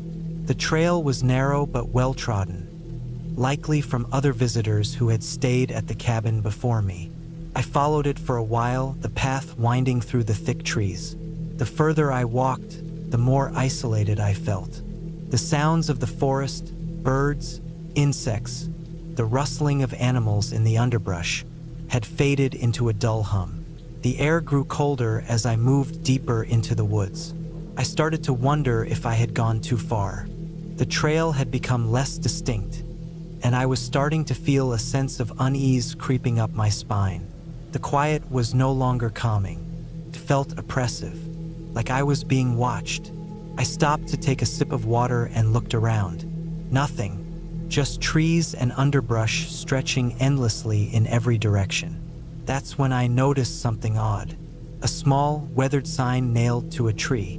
It was barely visible, hidden by branches, but I could just make out the faded letters. Private property. My heart skipped a beat. I had no idea there were any private properties around here. I turned around, ready to head back to the cabin. The feeling of being watched had only intensified. The hairs on the back of my neck stood up. I tried to shake it off, telling myself it was just my mind playing tricks. But as I walked back down the trail, the sense of unease only grew. It was then that I heard something. A twig snapped behind me. I froze, my breath catching in my throat. I whipped around, but there was nothing there, just trees. The silence returned, but it felt different now. Heavy. I took another step, then another, each one slower than the last, as if the woods themselves were holding their breath, waiting for something. By the time I made it back to the cabin, the sun was high in the sky, but the eerie feeling hadn't left me. I spent the rest of the day inside, pacing around, trying to distract myself with books and games on my phone, but nothing could shake the sense that something was wrong. That evening, as the sun dipped below the horizon, I noticed something out of place. There were footsteps in the dirt around the cabin. Large, heavy prints that hadn't been there earlier. I knew for sure that I was alone when I arrived. No one had come by. I grabbed a flashlight and headed outside, my heart pounding in my chest. I walked around the cabin, following the trail of footprints. They seemed to circle the cabin, stopping at different points, like whoever had been here was taking their time, carefully inspecting everything. The hairs on the back of my neck prickled as I reached the rear of the cabin. The footprints stopped at the edge of the forest. But just before I could turn back, I heard it, a low growl. I turned quickly, shining the beam of my flashlight into the trees. There was nothing, but the sound, it had come from somewhere close. My breath was shallow as I scanned the darkness, my eyes darting from shadow to shadow. I didn't stick around to investigate. I rushed back into the cabin, bolted the door, and locked the windows. I hadn't seen anything, but I could feel the weight of whatever was out there. I wasn't alone, and I didn't know what it was, but it was watching me. I spent the next few hours in a haze of anxiety. My mind raced with every noise, every movement in the trees outside. It felt like the walls were closing in on me. I should have left, should have packed up and driven away, but something kept me there, a mix of fear and curiosity. I tried to sleep, but every creak of the cabin's wooden frame made my pulse quicken. Every rustle outside sent my heart into overdrive. I stayed awake most of the night, sitting in the chair by the fire, listening to the noises that seemed to grow louder as the hours passed. Around midnight, I heard it again, the same low growl. This time, it was closer. I grabbed the flashlight and moved to the window, my hands trembling as I peeked outside. Nothing, but something wasn't right. The air felt different, heavy, thick. I scanned the surrounding woods, and then I saw it. Movement, near the tree line, just barely visible in the shadows. Something large and dark, moving slowly between the trees. I didn't wait to find out what it was. I grabbed my things and bolted out of the cabin, running down the gravel path toward my car. My mind raced. I didn't care about the trail or the strange footprints anymore. All I cared about was getting out of there. I reached the car, my hands shaking as I fumbled for my keys. As I started the engine, I glanced at the rearview mirror. For just a moment, I thought I saw something in the woods behind me, something watching, but I didn't look again. I drove for miles before stopping at a small gas station. My heart was still racing, my hands slick with sweat. I couldn't shake the feeling that whatever had been out there, whatever had been watching me, was still close by. I never went back to that cabin. The next day, I found out that the land was indeed private property. The cabin had been abandoned for years, and the family who owned it had been dealing with strange occurrences for months before they left. They never spoke about what happened, but they left all their belongings behind. When I think back to that night, I can still hear the growl echoing in the trees. And sometimes, when I walk in the woods near my home, I swear I feel like I'm being followed. But no one believes me. No one ever does.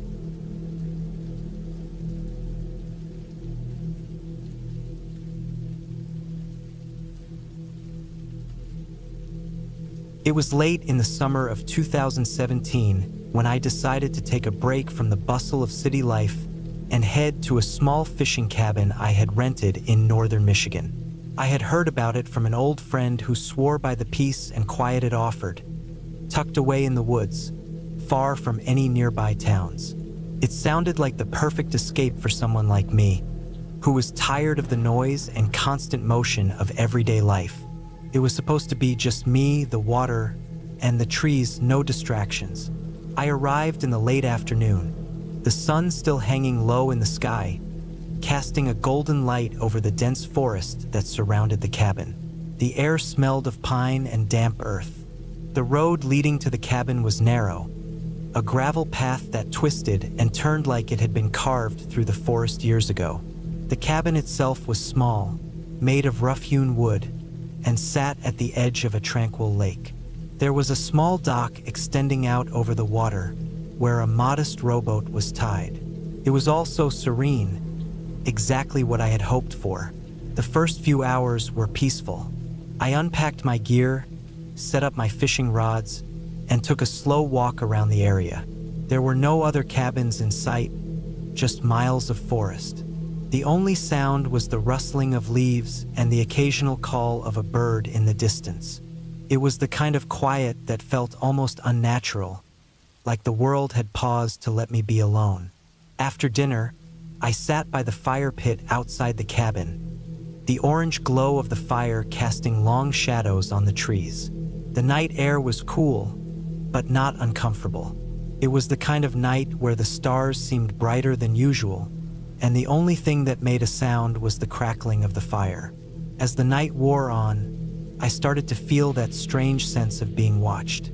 I'd spent enough time in the woods to know that the wilderness could feel isolating, but this was different. It wasn't the usual quiet of nature. There was something else, something that I couldn't put my finger on. Every so often, I'd hear a twig snap in the woods behind me or a rustling sound that seemed just a little too close. At first, I brushed it off, telling myself it was just an animal, maybe a deer or a raccoon, but the feeling wouldn't go away. Around midnight, I decided to turn in. The bed was comfortable enough, the sheets clean and fresh. I lay there in the dark, listening to the sound of the wind outside, trying to ignore the unsettling feeling that had settled deep in my chest. I drifted in and out of sleep, my mind half alert to every little noise around the cabin.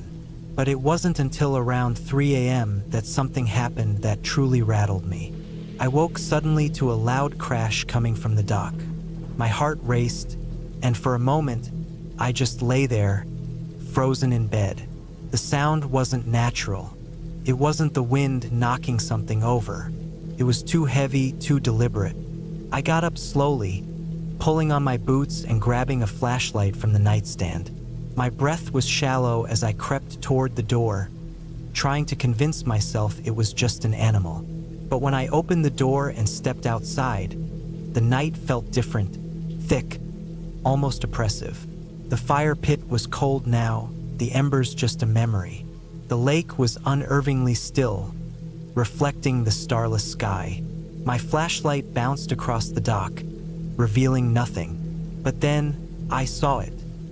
A broken section of the railing, the wood splintered and torn, as if something had rammed into it with force. I took a few cautious steps closer, my heart hammering in my chest. That's when I saw the footprints. Large, heavy prints, definitely not human, but they were too big to be any animal I knew. They led away from the dock, disappearing into the forest. I stood there for a moment, trying to process what I was seeing. I should have gone back inside, locked the door, and forgotten about it.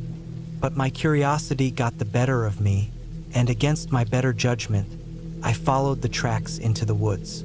The woods were darker than I had ever seen them. The flashlight's beam barely cut through the thick blackness, and the trees loomed overhead, their branches creaking in the wind. The tracks seemed fresh, and I kept telling myself they were just from some kind of animal. A bear, maybe. But the deeper I went, the more uneasy I became. It wasn't just the footprints, it was the way the air had changed. Felt wrong. The usual quiet of the forest was gone, replaced by a strange tension, like the woods themselves were holding their breath. I followed the trail for what felt like an eternity, the distance between me and the cabin growing wider. The further I went, the less familiar everything seemed. The ground beneath my feet was softer, spongier, as if it had been disturbed recently. The trees around me were gnarled, twisted, and old. Then I saw it. There, in a small clearing, was something that made my blood run cold. It was a shack, a small, dilapidated structure that I hadn't seen on any map or mentioned in any of the cabin's listings. The walls were falling apart, the roof caving in, and the door hung on a single hinge. There was no sign of life, no movement, but I could feel something in the air, something oppressive, watching. I approached cautiously, my flashlight trembling in my hand. The door creaked loudly as I pushed it open, revealing nothing but rotting wood and dust. But then, I saw something on the floor, a pile of clothes old and torn. They weren't animal pelts, not something a hunter might leave behind. No, these were human clothes, and the smell of decay was overwhelming. I stepped back, my stomach churning. My first instinct was to run, to get back to the safety of the cabin, but I had to know. I searched the shack quickly, my heart racing, but there was nothing else of note. It was as if someone had lived there and then simply vanished. As I turned to leave, something caught my eye in the corner. A small, rusted box, barely visible in the dim light. I knelt down and opened it. Inside were a few old photographs, some black and white, others more recent. In every single one, there was a man, rough-looking, bearded, with cold eyes. I didn't recognize him, but something about him seemed familiar. I felt the hairs on the back of my neck stand up as a cold breeze passed through the shack. The kind of breeze that seemed to carry something with it, a warning. Without thinking, I grabbed the box and left the shack, my feet pounding the earth as I rushed back toward the cabin. My mind raced with questions, but no answers came. What had I just found? And why had it been left out here in the middle of nowhere? I reached the cabin, locking the door behind me. I didn't sleep that night. I just sat in a chair, staring at the photographs. The man's cold eyes seemed to stare back at me, unblinking, as if daring me to understand whatever it was I had uncovered. The next morning, I packed up my things and left, not bothering to go back to the dock or the woods. I didn't need to. I had seen enough. Whatever was out there, whatever had been living in that shack, wasn't something I wanted to be around. I still don't know what happened that night, but sometimes, when I close my eyes, I can still hear the wind rustling the trees. And I swear I can feel those cold eyes watching me from the darkness.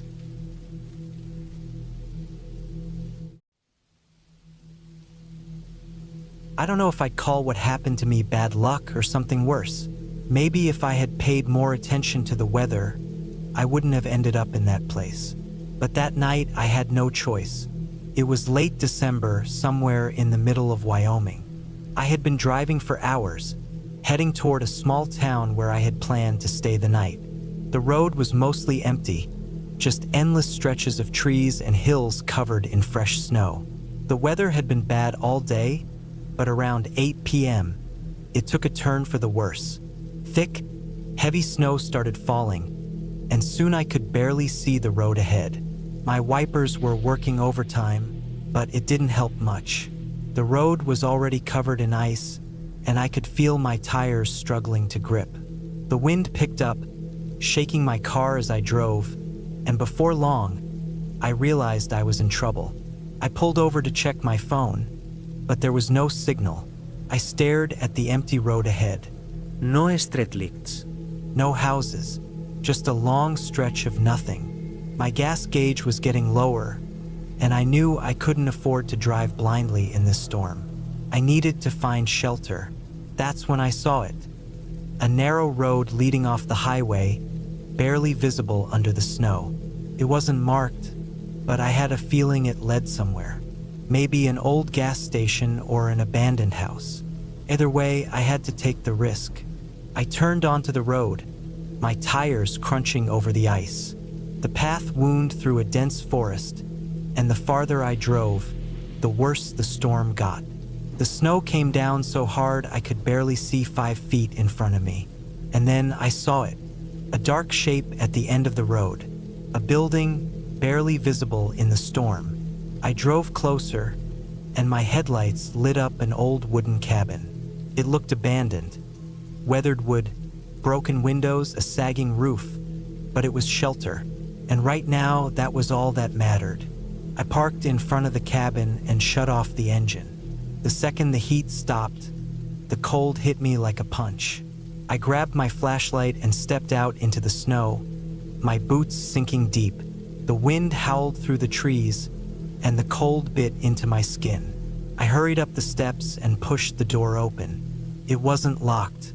The hinges groaned as it swung inward, revealing a dark, musty interior. I stepped inside and shut the door behind me, blocking out the wind. The place smelled like rotting wood and damp earth. My flashlight beam swept across the room, revealing a dusty couch, a broken table, and a fireplace filled with ashes. The walls were covered in peeling wallpaper, and the floor was littered with debris. Old newspapers, broken glass, and pieces of wood. I moved deeper inside, checking the corners. No signs of anyone living here. The place had been abandoned for a long time. That was good. I didn't want to run into anyone, especially not out here. I found an old wooden chair and sat down, rubbing my hands together for warmth. My breath came out in white puffs. It was freezing inside, but at least I wasn't in the storm. I needed to make a fire. I searched the cabin and found a pile of old firewood stacked in the corner. Some of it was damp, but I managed to find a few dry pieces. I stuffed some crumpled newspaper into the fireplace, added the wood, and used my lighter to get it going. Took a few tries, but eventually the flames caught. The warmth was weak, but it was better than nothing. I sat close to the fire, holding my hands out. The storm raged outside, wind shaking the walls.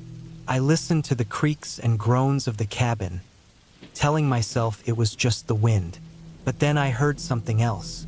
A sound from the back of the cabin. A soft, slow creak. I froze, listening. The fire crackled. The wind howled. Then another creak, like a footstep on old wood. I grabbed my flashlight and stood up, my pulse pounding. I aimed the beam toward the hallway leading to the back rooms. Dust swirled in the light. I took a step forward, my boots scraping against the wooden floor. The cabin was silent now except for the wind outside. I moved down the hallway, passing a door on my left. It was open, revealing an empty bedroom with a broken bed frame and a collapsed ceiling. I checked another room. Empty. I reached the last door at the end of the hallway. It was closed. I pressed my ear against it, listening. Nothing. I gripped the handle and pushed the door open. My flashlight beam swept across the room. It was empty. Just an old, dust-covered space with a broken dresser and a boarded-up window. Nothing out of the ordinary, but something felt wrong. I turned to leave and then I saw it. A single set of footprints in the dust. Fresh footprints, leading to where I was standing. I spun around, my flashlight shaking in my hand. I shone it over the room again, but there was no one there. But someone had been here, recently. A chill ran down my spine, and it wasn't from the cold. I backed out of the room, keeping my light trained on the floor. The footprints didn't lead anywhere else, just toward where I had been standing. like someone had been standing there watching the door. I moved quickly back to the main room, my heart hammering. The fire was still burning, casting flickering shadows on the walls. I grabbed my backpack, ready to leave. Then I heard it again, a sound from outside. Not the wind, something moving in the snow. Slow, deliberate steps. Someone was out there. I killed the flashlight and crouched by the window, peering through a crack in the wood. The storm made it hard to see, but in the dim light, I caught a glimpse of something. A figure, standing just beyond the tree line. Not moving, just watching. I stayed frozen, barely breathing. The figure didn't move, didn't shift, just stood there. Minutes passed. Then, slowly, the figure turned and disappeared into the trees. I didn't wait. I grabbed my things, threw open the door, and ran to my car. I jumped in, started the engine, and peeled out of there, my tires slipping on the ice. I didn't care. I just needed to get back to the main road. I didn't stop driving until I saw lights in the distance. The town, civilization. I never told anyone what happened. Never went back to find that cabin. But sometimes, on cold winter nights, I think about those footprints in the dust. And I wonder who or what was standing there, waiting for me to open that door.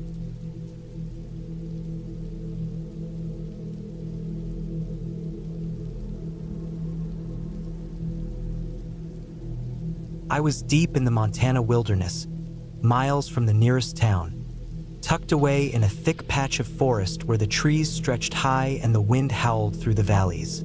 It was late October, and I had come out for a solo hunting trip, something I did every year. I liked the solitude, the quiet, and the challenge of tracking elk in the rugged backcountry. I had an old cabin that I used as my base. It wasn't much, just a one-room structure with a wood stove, a cot, and some shelves lined with supplies. The roof sagged in places, the logs had turned gray with age, and the door had to be pushed hard to close properly. But it kept the wind and snow out, and that was enough. That morning, I had set out before dawn, rifle slung over my shoulder, following a ridge where I'd spotted fresh elk sign the day before. I moved slow, stepping carefully, watching the ground for tracks. The forest was still, except for the occasional creak of trees swaying in the wind. By noon, I hadn't seen a single animal. No movement, no sound, just an eerie quiet that felt wrong. Normally, even on slow days, I'd hear birds or squirrels, maybe see a deer in the distance. But that day, it was like the whole forest had emptied out. I kept going, pushing deeper into the woods, figuring I'd try one last spot before heading back to the cabin. That's when I found something that made me stop cold. It was a campsite, but not a normal one. The fire pit was old, filled with soggy ash. The tent was torn apart, flattened against the ground like it had been ripped open. A backpack lay nearby, half buried in leaves, its contents spilled out. A knife, a flashlight with dead batteries, a few cans of food that had been split open and picked clean. There were no signs of struggle, no blood, no tracks leading away. Just an abandoned camp, left to rot in the middle of nowhere. I stood there for a long time, my breath fogging in the cold air. Someone had been here, but where were they now? I had no answers, and I didn't want to stick around to find any. I turned back the way I came, moving quicker now, my rifle held tight in my hands. The hike back felt longer. The silence weighed on me, pressing down like a heavy blanket. The trees all looked the same, and for a brief moment, I wondered if I was lost. But then, finally, I saw the outline of my cabin through the trees, and I let out a slow breath. I stepped inside, bolted the door, and set my rifle down. The place was just as I had left it. Firewood stacked near the stove, my gear in the corner, my bed unmade. I shook off the uneasy feeling and told myself I was overreacting. Maybe the camp belonged to some hiker who had gotten lost and never came back. It wasn't my problem. That night, I barely slept. The wind howled outside, rattling the walls. I kept my rifle next to me, just in case.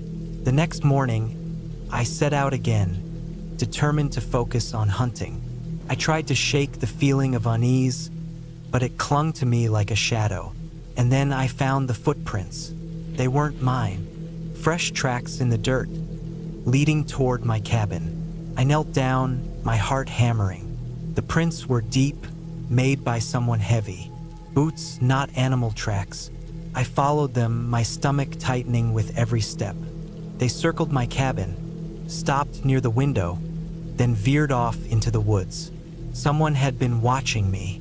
I gripped my rifle and scanned the trees, but there was nothing. Just the endless stretch of forest, silent and still. I didn't go hunting that day. I spent it inside, my rifle in my lap, listening, waiting. By nightfall, I had convinced myself it was a drifter, maybe someone passing through. But deep down, I knew better. Then, just past midnight, I heard it. A creak. Not the wind, not the trees. The sound of footsteps on my porch. I barely breathed, gripping my rifle tight. The cabin had no windows in the back, just one in the front, and I was too scared to look. Then the doorknob rattled. Slow. Testing. I raised my rifle, aimed at the door, my finger on the trigger. The knob turned again, harder this time. Then silence.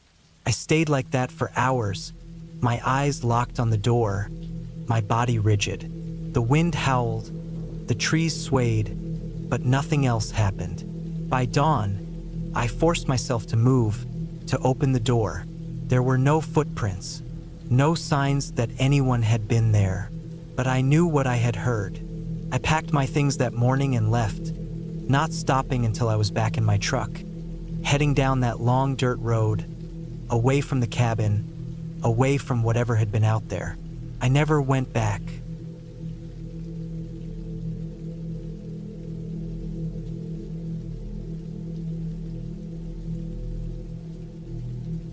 I had been working as a medical researcher for a small government project studying insects, specifically the ones that live in remote, dense forests. The insects were said to have potential in medical applications, something about their ability to survive harsh conditions and develop unique immunity traits. It seemed like a crazy idea at first, but after months of preparation, I found myself spending weeks in the middle of nowhere in a small, rundown cabin tucked deep into the Appalachian Mountains. The year was 2024, and I had just turned 28. I wasn't exactly thrilled about spending so much time in isolation, but the research could be groundbreaking, and the funding was too good to pass up. I had arrived a few days earlier, setting up my equipment and collecting the first round of samples. The cabin was small, old, and decaying, with creaky wooden floors and a fireplace that barely worked. The nearest town was over 30 miles away, and the only way in or out was a bumpy dirt road that barely saw traffic. I had come prepared, but I wasn't ready for how lonely it would get. No phone signal, no internet, no distractions from the outside world. Just me, my research, and the quiet wilderness. One evening, as the sun set behind the mountains, I was sitting at my makeshift lab table, carefully examining a vial of insects under my microscope. I was focused on the small details, noting the peculiar patterns on their exoskeletons, when I noticed something strange. The insects I had collected earlier that day were twitching, almost like they were alive in a way I hadn't seen before. At first, I thought it was a fluke. Maybe the cooling process hadn't been right. But then it happened again with another vial. These insects weren't dead. Not fully. They were showing signs of movement that didn't make sense. Curious and a little unsettled, I leaned closer, trying to see if there was anything obvious about their condition. But the more I looked, the more it seemed like the insects were in some kind of stasis. Their tiny legs twitched sporadically, their antennae flicking, but they weren't reacting to anything around them. They were simply there. I spent hours researching their behavior, trying to make sense of it. I jotted down notes and ran several tests to confirm my suspicions. There was something about the environment here, something the insects had adapted to, that I couldn't yet understand. The following day, I ventured deeper into the forest, trying to collect more specimens, hoping to find more clues. The woods were dense, and the trees seemed to close in around me as I walked. The air was thick with the scent of earth and moss, and the only sounds were the occasional rustle of leaves and the distant call of birds. I found myself at the edge of a small clearing when I spotted something strange. A cluster of insects unlike any I'd seen before. They were moving in a way that seemed coordinated, almost as if they were drawn together by some invisible force. They gathered in large groups, their movements synchronized as they crawled across rocks and trees, an eerie display of life. I carefully took a few samples, feeling uneasy but compelled to study them. Something about their presence felt unnatural, as if I was witnessing a phenomenon that wasn't meant to be seen. As I made my way back to the cabin, the sky began to darken. The forest felt alive, more than usual. The wind had picked up, and I could hear the occasional rustle in the trees, things moving in the underbrush. But when I looked, there was nothing there, just the shadows, the creeping darkness, and the feeling of being watched. That night, I tried to shake off the unease. I went through my notes, cataloging the insects I had gathered. I couldn't stop thinking about how their behavior had shifted since my arrival, but I couldn't explain why. Around midnight, I was interrupted by a faint sound, something scratching against the cabin's walls. At first, I thought it was just a tree branch, blown by the wind, but the sound was persistent, steady, closer. I grabbed a flashlight, my heart pounding in my chest, and stepped outside to investigate. The night was dark, the air crisp, and the only sound was the quiet hum of insects in the distance. I swept the beam of light across the ground, the walls, the trees, looking for the source of the sound. Then I saw it, a trail of insects, moving in a perfect line, making their way toward the cabin. Hundreds, no thousands, of them, their bodies shimmering faintly in the flashlight's glow. They were heading straight for the building, crawling up the walls, around the foundation, swarming the windows. I froze. I couldn't move. I had seen them during the day, but this was different. There was something deliberate about their movements, as if they were aware of something I didn't know. I ran back inside, locking the door behind me. My heart was racing as I scrambled to find my phone. Anything to help me make sense of what I was witnessing. But there was no signal, no way to reach anyone. The insects outside continued to swarm, their bodies creating a constant, grinding noise against the wood. The scratching persisted, like tiny nails scraping against the walls, unrelenting. Hours passed, but the noise didn't stop. Couldn't sleep. I couldn't think straight. The air inside the cabin felt thick, suffocating, as if the presence of the insects was seeping through the very walls, pressing in on me.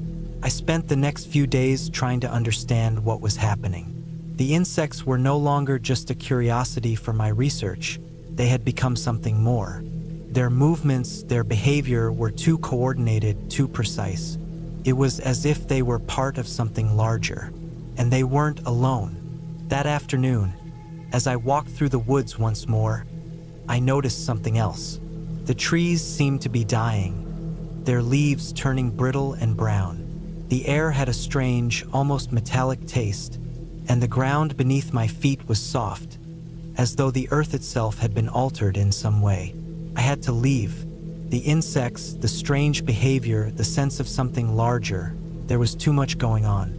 But as I turned to head back to the cabin, I saw something that froze me in place. At the edge of the clearing, where the trees met the forest, I saw movement. Hundreds of insects were gathered around something, a shape in the shadows that didn't belong. And then I realized they weren't just insects anymore. They were part of something much bigger, something that I had been blind to until now. The trees were alive. The ground was alive. The entire forest was alive, pulsing with an energy I couldn't comprehend. And it was coming for me. I ran back to the cabin, my heart pounding in my chest, the weight of what I had seen pressing down on me. But it was too late. The insects had already invaded. The walls were covered in them, moving in waves, relentless and unstoppable. I couldn't escape. The cabin had become a prison, and I was the experiment. As the sun set that evening, I realized there was no way out. I had crossed a line I didn't understand, and now I was part of something I couldn't control. The forest had claimed me, and there was no going back.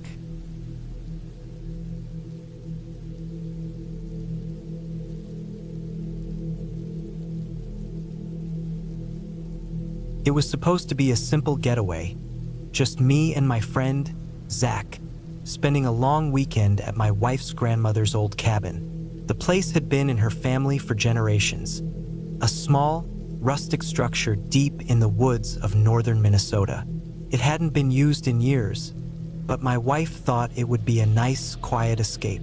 Zach and I were both in our early 30s, tired from work, and looking for an excuse to disconnect for a few days. We packed up Friday morning and made the long drive upstate, reaching the property in the late afternoon. The cabin sat at the end of a narrow dirt road, hidden among towering pine trees. It was old but sturdy, with dark wooden walls and a slanted roof covered in moss. A small clearing surrounded it, with an old fire pit in the middle, now overgrown with weeds. Inside, it smelled of dust and aged wood. The furniture was outdated but functional. A sagging couch, a wooden dining table, and a stone fireplace that looked like it hadn't been used in decades. There were no neighbors nearby, no cell service, and the only sound was the wind through the trees. It was peaceful in a way, but also unsettling. We spent the first evening settling in. We stacked firewood, set up our sleeping bags, and cooked some canned food on a small propane stove. As the sun went down, the temperature dropped fast. The forest felt different at night, darker, heavier. There was no moon, just the flicker of our fire against the trees. I kept thinking I heard something moving in the woods, but every time I looked, there was nothing there. That night, I barely slept. The cabin creaked constantly, as if settling under its own weight. At one point, I thought I heard footsteps outside, slow, deliberate. I sat up and listened, but the sound never came again. Eventually, exhaustion won, and I drifted off. The next morning, Zach and I decided to explore. There was an old trail behind the cabin that led deeper into the woods. My wife's grandmother used to take her on walks there when she was a kid, but she hadn't been up here in years. The path was overgrown, branches hanging low, forcing us to duck as we walked. The deeper we went, the quieter it got. The air felt thick, heavy, like the woods were pressing in around us. After about a mile, we came across something strange. An old, rusted pickup truck, half buried in the undergrowth. The doors were missing, and the windshield was shattered. There were deep scratches along the metal, like something had clawed at it. Neither of us spoke, but I could tell Zach felt the same unease I did. There was no road leading to this spot, no reason for a truck to be out here.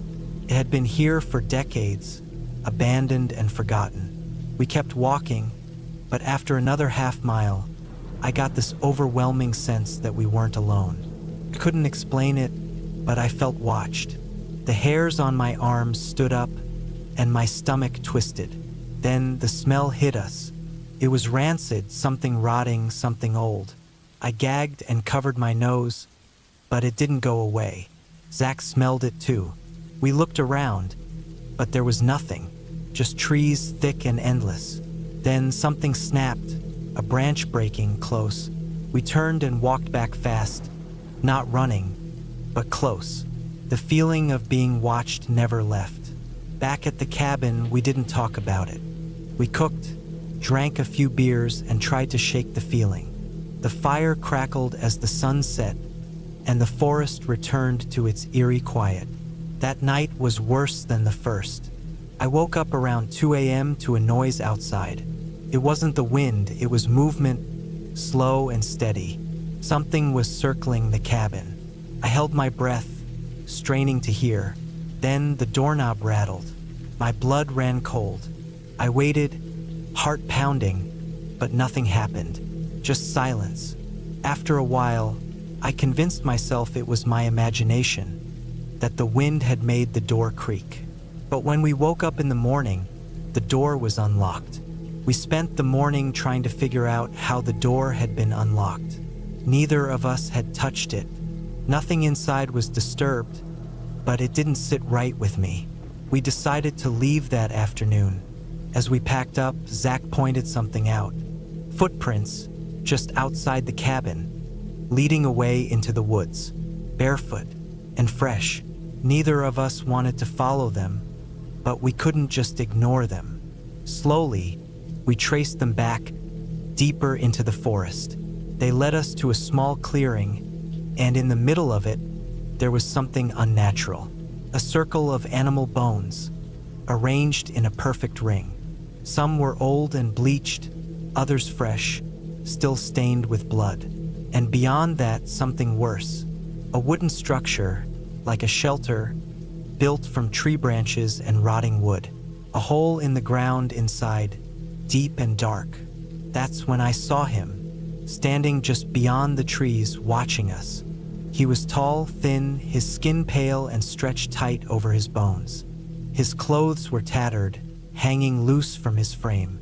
His eyes, dark, sunken, hollow, stared at us, unblinking. Couldn't move. Then he smiled. Not a normal smile. Wide, unnatural, teeth yellowed and sharp. Zach grabbed my arm and we ran. We didn't stop until we were back at the cabin, shoving everything into our bags. We didn't talk, didn't think, just moved. As we pulled away in the truck, I looked back. He was standing at the edge of the trees, watching us leave. That was the last time I ever went to that cabin. I never told my wife what happened, and she never asked. But sometimes, late at night, I think about that man in the woods, and I wonder, how long had he been watching us?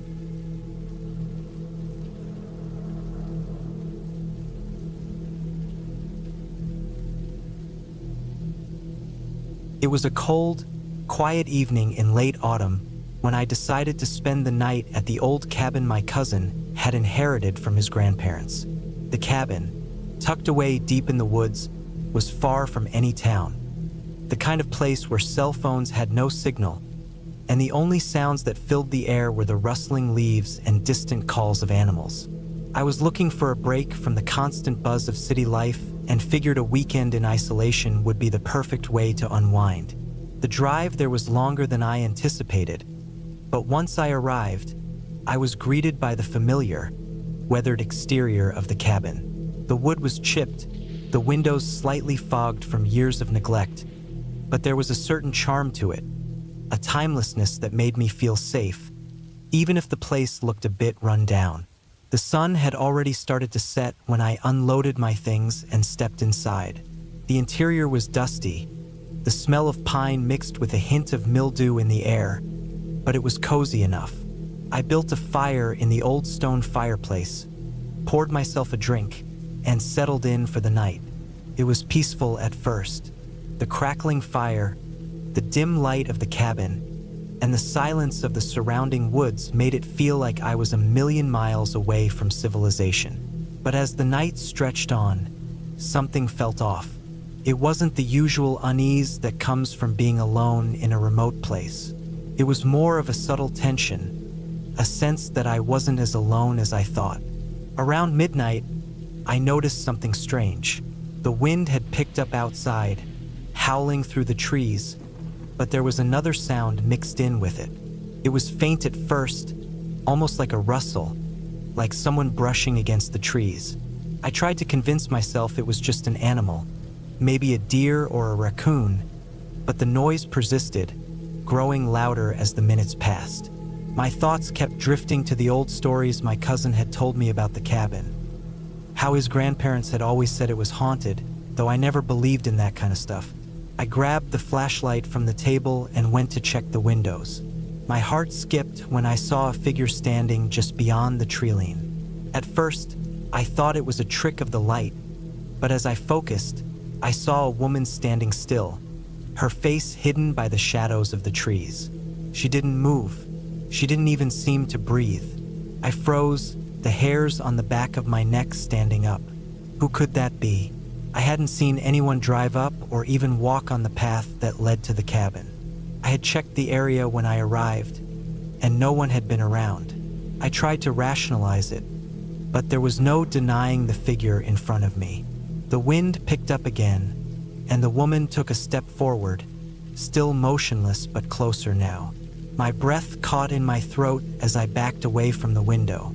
I considered calling the police, but I quickly realized there was no phone signal here. My only option was to wait until morning and hope she left. But something told me she wasn't going anywhere. I spent the next few hours watching from the window, too terrified to close my eyes. The woman never moved from her spot, just staring into the woods, her back turned to the cabin.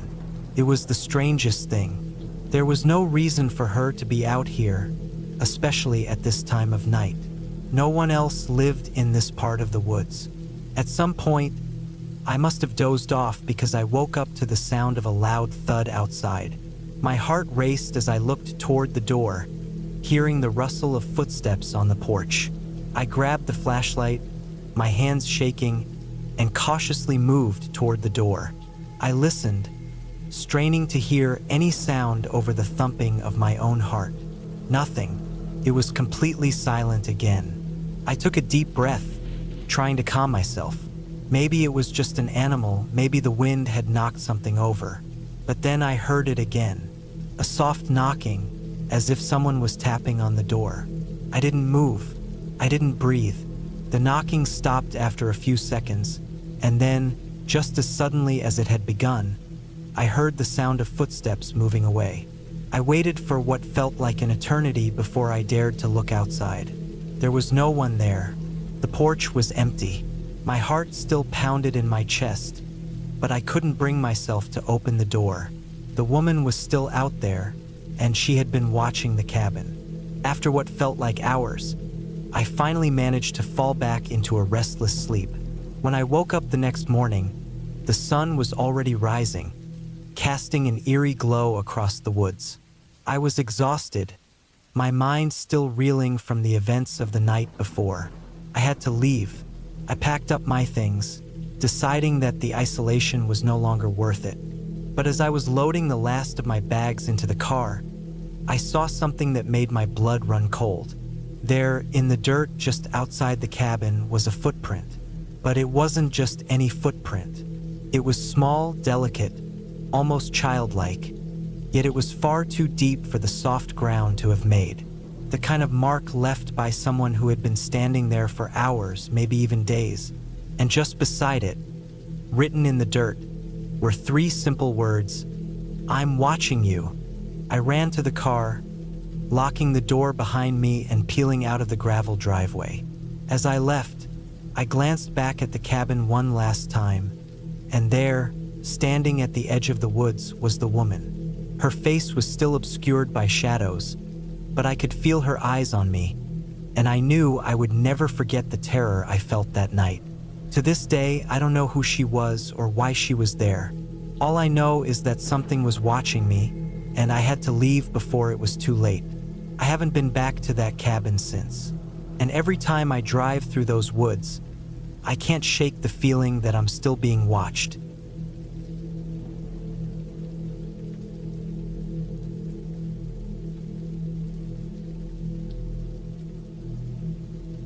I had been looking forward to this weekend for months. It wasn't much, just a small cabin in the woods about 2 hours from the nearest town. But that was exactly the point. No distractions, no people, just me and the quiet. I needed to clear my head after a few months of stressful work. The cabin was older, built in the 70s, but solid. I'd rented it from a website that promised cozy, rustic charm, and honestly, the pictures did it justice. the kind of place that felt like it had been forgotten by time. It was surrounded by tall pines, deep in the woods, near the edge of a mountain range. It wasn't isolated to the point where you couldn't find it, but it wasn't easy to get to either. I got there just as the sun was setting, painting the sky with streaks of orange and pink. The first thing that hit me was the air, crisp and cool, with the scent of pine and earth. I unloaded my stuff, making sure I had everything: sleeping bag, food, water, flashlight, and my old book. The cabin had electricity, but no Wi-Fi, no signal either, which was fine with me. I was here to disconnect. Inside, the cabin smelled like wood and dust. It was cozy in an old-fashioned way: lamps with yellowed shades, a stone fireplace, and an old rocking chair near the window. The floor was creaky, but sturdy. There was a wood stove in the corner, the kind that looked like it hadn't been used in decades. I figured I'd get it going later, but for now, I just set my bag down on the bed, unpacked, and got to work on making some dinner. As I cooked, I couldn't help but feel a little excited. I'd hiked through these woods before, but it was different when you were staying in one of these cabins. It was like having a base camp, a place to return to after a long day on the trail. I looked outside and saw the last of the sunlight disappear behind the treeline, leaving a quiet darkness in its place. The kind of dark that doesn't have streetlights, just pure silence. After dinner, I settled in front of the fire with my book. I was feeling relaxed, maybe even a little too relaxed. The wind started picking up outside, making the trees rustle like they were whispering. It wasn't alarming at first, just the usual sounds of the woods. But then there was something odd about it. I couldn't put my finger on it, but it felt different, almost as if the wind was moving in a pattern, not just blowing randomly. I brushed it off. The wind does strange things in the woods, right? I turned the page and kept reading. But as the night wore on, I started noticing other things. The shadows outside the window seemed to stretch longer, like they were shifting with the wind, even though there was no moonlight to cast them. I could hear the occasional snap of a branch, followed by silence, the sort of silence that feels too loud. My skin prickled, but I told myself it was just my imagination. I tried to get some sleep, but the sound of the wind kept me awake, and every now and then, I thought I heard something moving outside. But no, there was nothing, just the wind, right? That's all. Then, around 2 a.m., I was startled awake by a loud thud. My heart jumped in my chest as I sat up, straining to listen. Came from outside, not the wind. Something or someone had hit the side of the cabin. I grabbed the flashlight and slowly crept toward the door. My mind raced with possibilities. Maybe it was an animal, a bear maybe, or a deer, something big enough to make a noise like that. But the air had grown unnervingly still. No wind, no rustling of trees, just the thick, suffocating silence that seemed to hang in the air. I opened the door, the beam of my flashlight cutting through the darkness. Nothing. The porch was empty, and the night felt colder. I stepped outside, feeling the cold wood beneath my boots. The flashlight shook in my hand as I swept the beam across the area around the cabin. Everything looked still, just trees, the empty darkness of the forest surrounding me. I took a step forward, listening carefully. Then I heard it again. A faint crunch of something heavy moving on the gravel path leading up to the cabin. I froze, my heart hammering in my chest. There was someone or something out there. I thought about going inside and locking the door, but for some reason, I felt like I needed to check. Something about it felt wrong, and I couldn't shake the nagging feeling that whatever was out there, I wasn't supposed to ignore it. I followed the sound, staying close to the edge of the cabin, trying not to make noise. The flashlight flickered as I moved, casting erratic shadows on the trees. I reached the edge of the path where it bent around a corner. I stopped and listened again. There it was, the unmistakable sound of something large moving through the underbrush. It was too deliberate to be an animal. My breath caught in my throat. I couldn't see anything, but I could feel that something was there, just out of sight. My instincts were screaming at me to turn back, but my feet were frozen to the ground. I stood there for what felt like an eternity, the silence stretching out. Then the wind picked up again. This time it was different.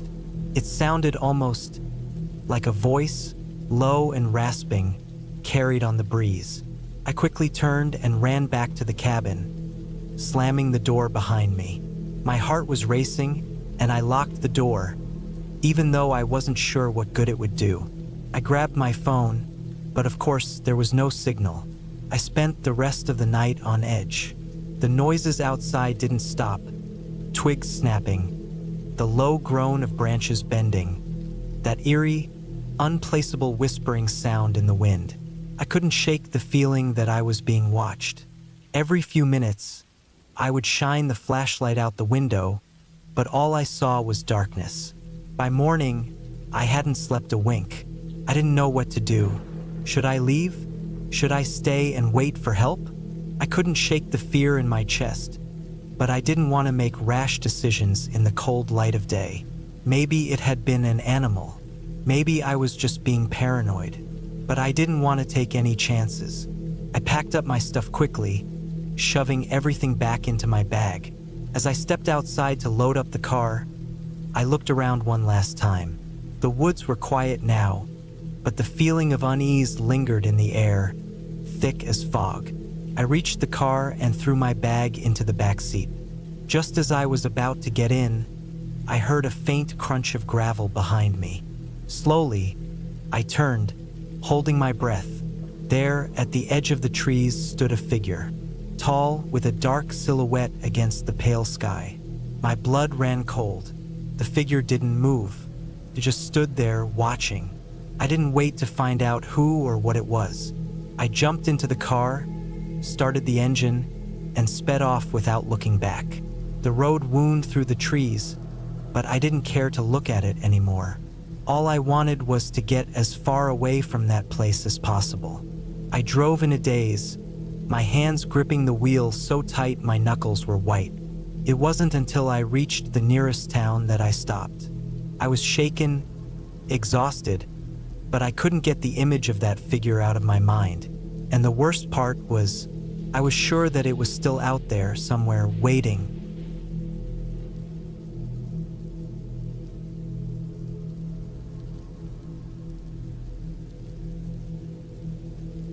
The cabin was supposed to be my escape, a quiet retreat, far from the noise of the city and the relentless pressures of work. I had rented it for a long weekend in early autumn, October, when the air was cool but not yet freezing, when the forest was alive with color. It wasn't the first time I'd done something like this, but I was eager for solitude, to read, maybe write, and to just breathe without the weight of daily life pressing down on me. The cabin sat alone in a small, remote part of Wyoming, not far from the borders of Montana. The kind of place where you could get lost without anyone noticing. I found it through a website, simple, rustic, and with just the right amount of seclusion. The photos showed a weathered building with a stone chimney and a front porch that overlooked a dense thicket of trees. It looked perfect. When I arrived, the sun had already dipped behind the mountains, and the air had started to cool. The drive had been long, the road barely wide enough for my car. There was no self-service here, not that I cared. I had been looking forward to disconnecting. The cabin itself was even more charming than I expected. Rough-hewn wood and an open floor plan with a small fireplace in the corner. A pair of wooden rocking chairs sat on the porch, looking out toward a winding creek. I couldn't wait to settle in. After I unloaded my things and started a fire in the stove, I set about making a simple dinner, nothing fancy, just some canned soup and a few slices of bread. The crackling fire and the smell of pine filled the space, and I felt the tension from the drive finally ease away. The first night was peaceful. I spent it curled up with a book, listening to the wind stirring the trees outside. There was something comforting about the isolation, the silence, that I hadn't realized I needed until now. But as I prepared for bed later, something caught my attention. It was a sound. At first, I thought it was the wind, but it was different. A subtle knock, something faint but distinct, came from the back of the cabin. I froze, holding my breath, listening. The knock came again, a little louder this time. My mind raced. There were no neighbors for miles. The cabin was so isolated that even if someone had gotten lost, they wouldn't have wandered this far out. I grabbed a flashlight and went to the back door, peering out through the small window. Nothing. I convinced myself it was just an animal, a bear, maybe, or a raccoon knocking against the cabin. Still, I couldn't shake the feeling that something wasn't quite right. I double-checked the locks on all the doors and windows before heading to bed, but the nagging feeling of unease remained. The next day, I decided to explore. There was a hiking trail not far from the cabin, and the weather was perfect for it. I packed a light bag and set off in the direction of the forest. The trail was narrow and overgrown in places, but it was beautiful, the kind of serene landscape that made everything else fade away. The only sound was the crunch of dry leaves underfoot and the occasional call of a bird overhead. But as the day wore on, I started to feel watched. It was nothing specific at first, just a growing sense of being observed. I turned around several times, half expecting to see someone following me, but every time the trail was empty. The forest, though thick with trees, was eerily quiet, as though even the wildlife had decided to keep their distance. By the time I made my way back to the cabin, the sun was low in the sky. The unsettling feeling hadn't left, but I pushed it aside as best as I could. It was probably just the isolation getting to me. I started the fire again and settled in for the evening.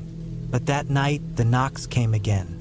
Soft at first, then louder, one knock after another, rhythmic and deliberate. I felt a cold sweat break out across my skin. This was no animal. I grabbed the flashlight again, but I didn't dare go outside. I moved to the front window and shined the beam across the yard. The beam of light flickered over the ground, illuminating the tree line. There was nothing out there. The cabin sat in complete silence. I sat there, heart pounding in my chest, staring at the empty porch. The knock stopped, but the tension in the air didn't. I spent the rest of the night wide awake, every creak of the cabin and every rustle of the trees outside making me jump. But there was no more knocking. The next morning, I was exhausted, but I decided to make the most of the day. I would head into town, get some supplies, and clear my head. I was determined to prove to myself that I wasn't overreacting. But when I went to start my car, I froze. The tires were slashed, both front tires. I stood there in disbelief, staring at the cuts in the rubber. There was no way this was a coincidence. Someone had been here, and they had done this deliberately. I knew I needed to get to town and report this, but the realization hit me like a cold wave. There was no one around for miles. No one would hear me if something went wrong. And there was something about this that felt personal. I spent the rest of the day pacing inside the cabin, trying to think of what to do next. Every sound outside made me flinch. The knocks never returned, but that didn't make me feel any better. The isolation, the silence, it was all too much. The following night, just as I was trying to settle down for sleep, there was another knock. Not at the door this time, but at the window just under the faint glow of the porch light. I moved quickly, sliding the curtains open just enough to peer out. And for a moment, I thought I saw something, a shadow moving at the edge of the trees. But when I shone the flashlight in that direction, the shadow was gone. I didn't hesitate. I grabbed my bag, my phone, and my flashlight. There was no way I was staying another night. I was gonna find a way out, even if it meant walking to town. But as I opened the door to leave, I froze. The porch was covered in prints. Large, heavy footprints that led directly to the door. The kind of prints that looked like they belonged to a man or something much larger. My heart stopped. I was no longer alone. I backed into the cabin, slamming the door shut behind me. I locked it, then backed away, my mind racing. Whoever or whatever was out there was close, closer than I'd ever realized. I couldn't stay here any longer. It wasn't just the knocks or the slashed tires. It was the fact that someone had been watching me the entire time. I didn't know how long they'd been out there or what they wanted, but I knew one thing. I had to get out. I spent the next few hours waiting, listening to every creak and groan of the cabin. The forest outside was completely still. No animals, no wind, just silence. And then, just as I was about to make a break for it, I heard a car engine, a real one, a distant engine but unmistakable. I ran to the window, and for the first time I saw lights in the distance. A car, driving down the narrow road. I watched it approach, holding my breath, praying they would stop. The car slowed as it reached the cabin, and then, to my surprise, it pulled into the driveway. It was an old truck, dusty from the road, with a beat-up bumper and rust on the sides. The engine shut off and the door opened. A man stepped out. He looked around, confused at first, and then saw me standing at the window. Our eyes met, and I could see the shock on his face. He'd obviously been expecting someone else. I didn't wait to explain anything. I ran out the back door, and I didn't stop until I was far enough away that I could hear the truck's engine starting up behind me. The man, a local I later learned, had come to check on the cabin. He had no idea that someone had been vandalizing it or that I was alone. He was just doing his job. But as I drove back to town with him, I realized something. I wasn't alone in that forest, and I never wanted to be again.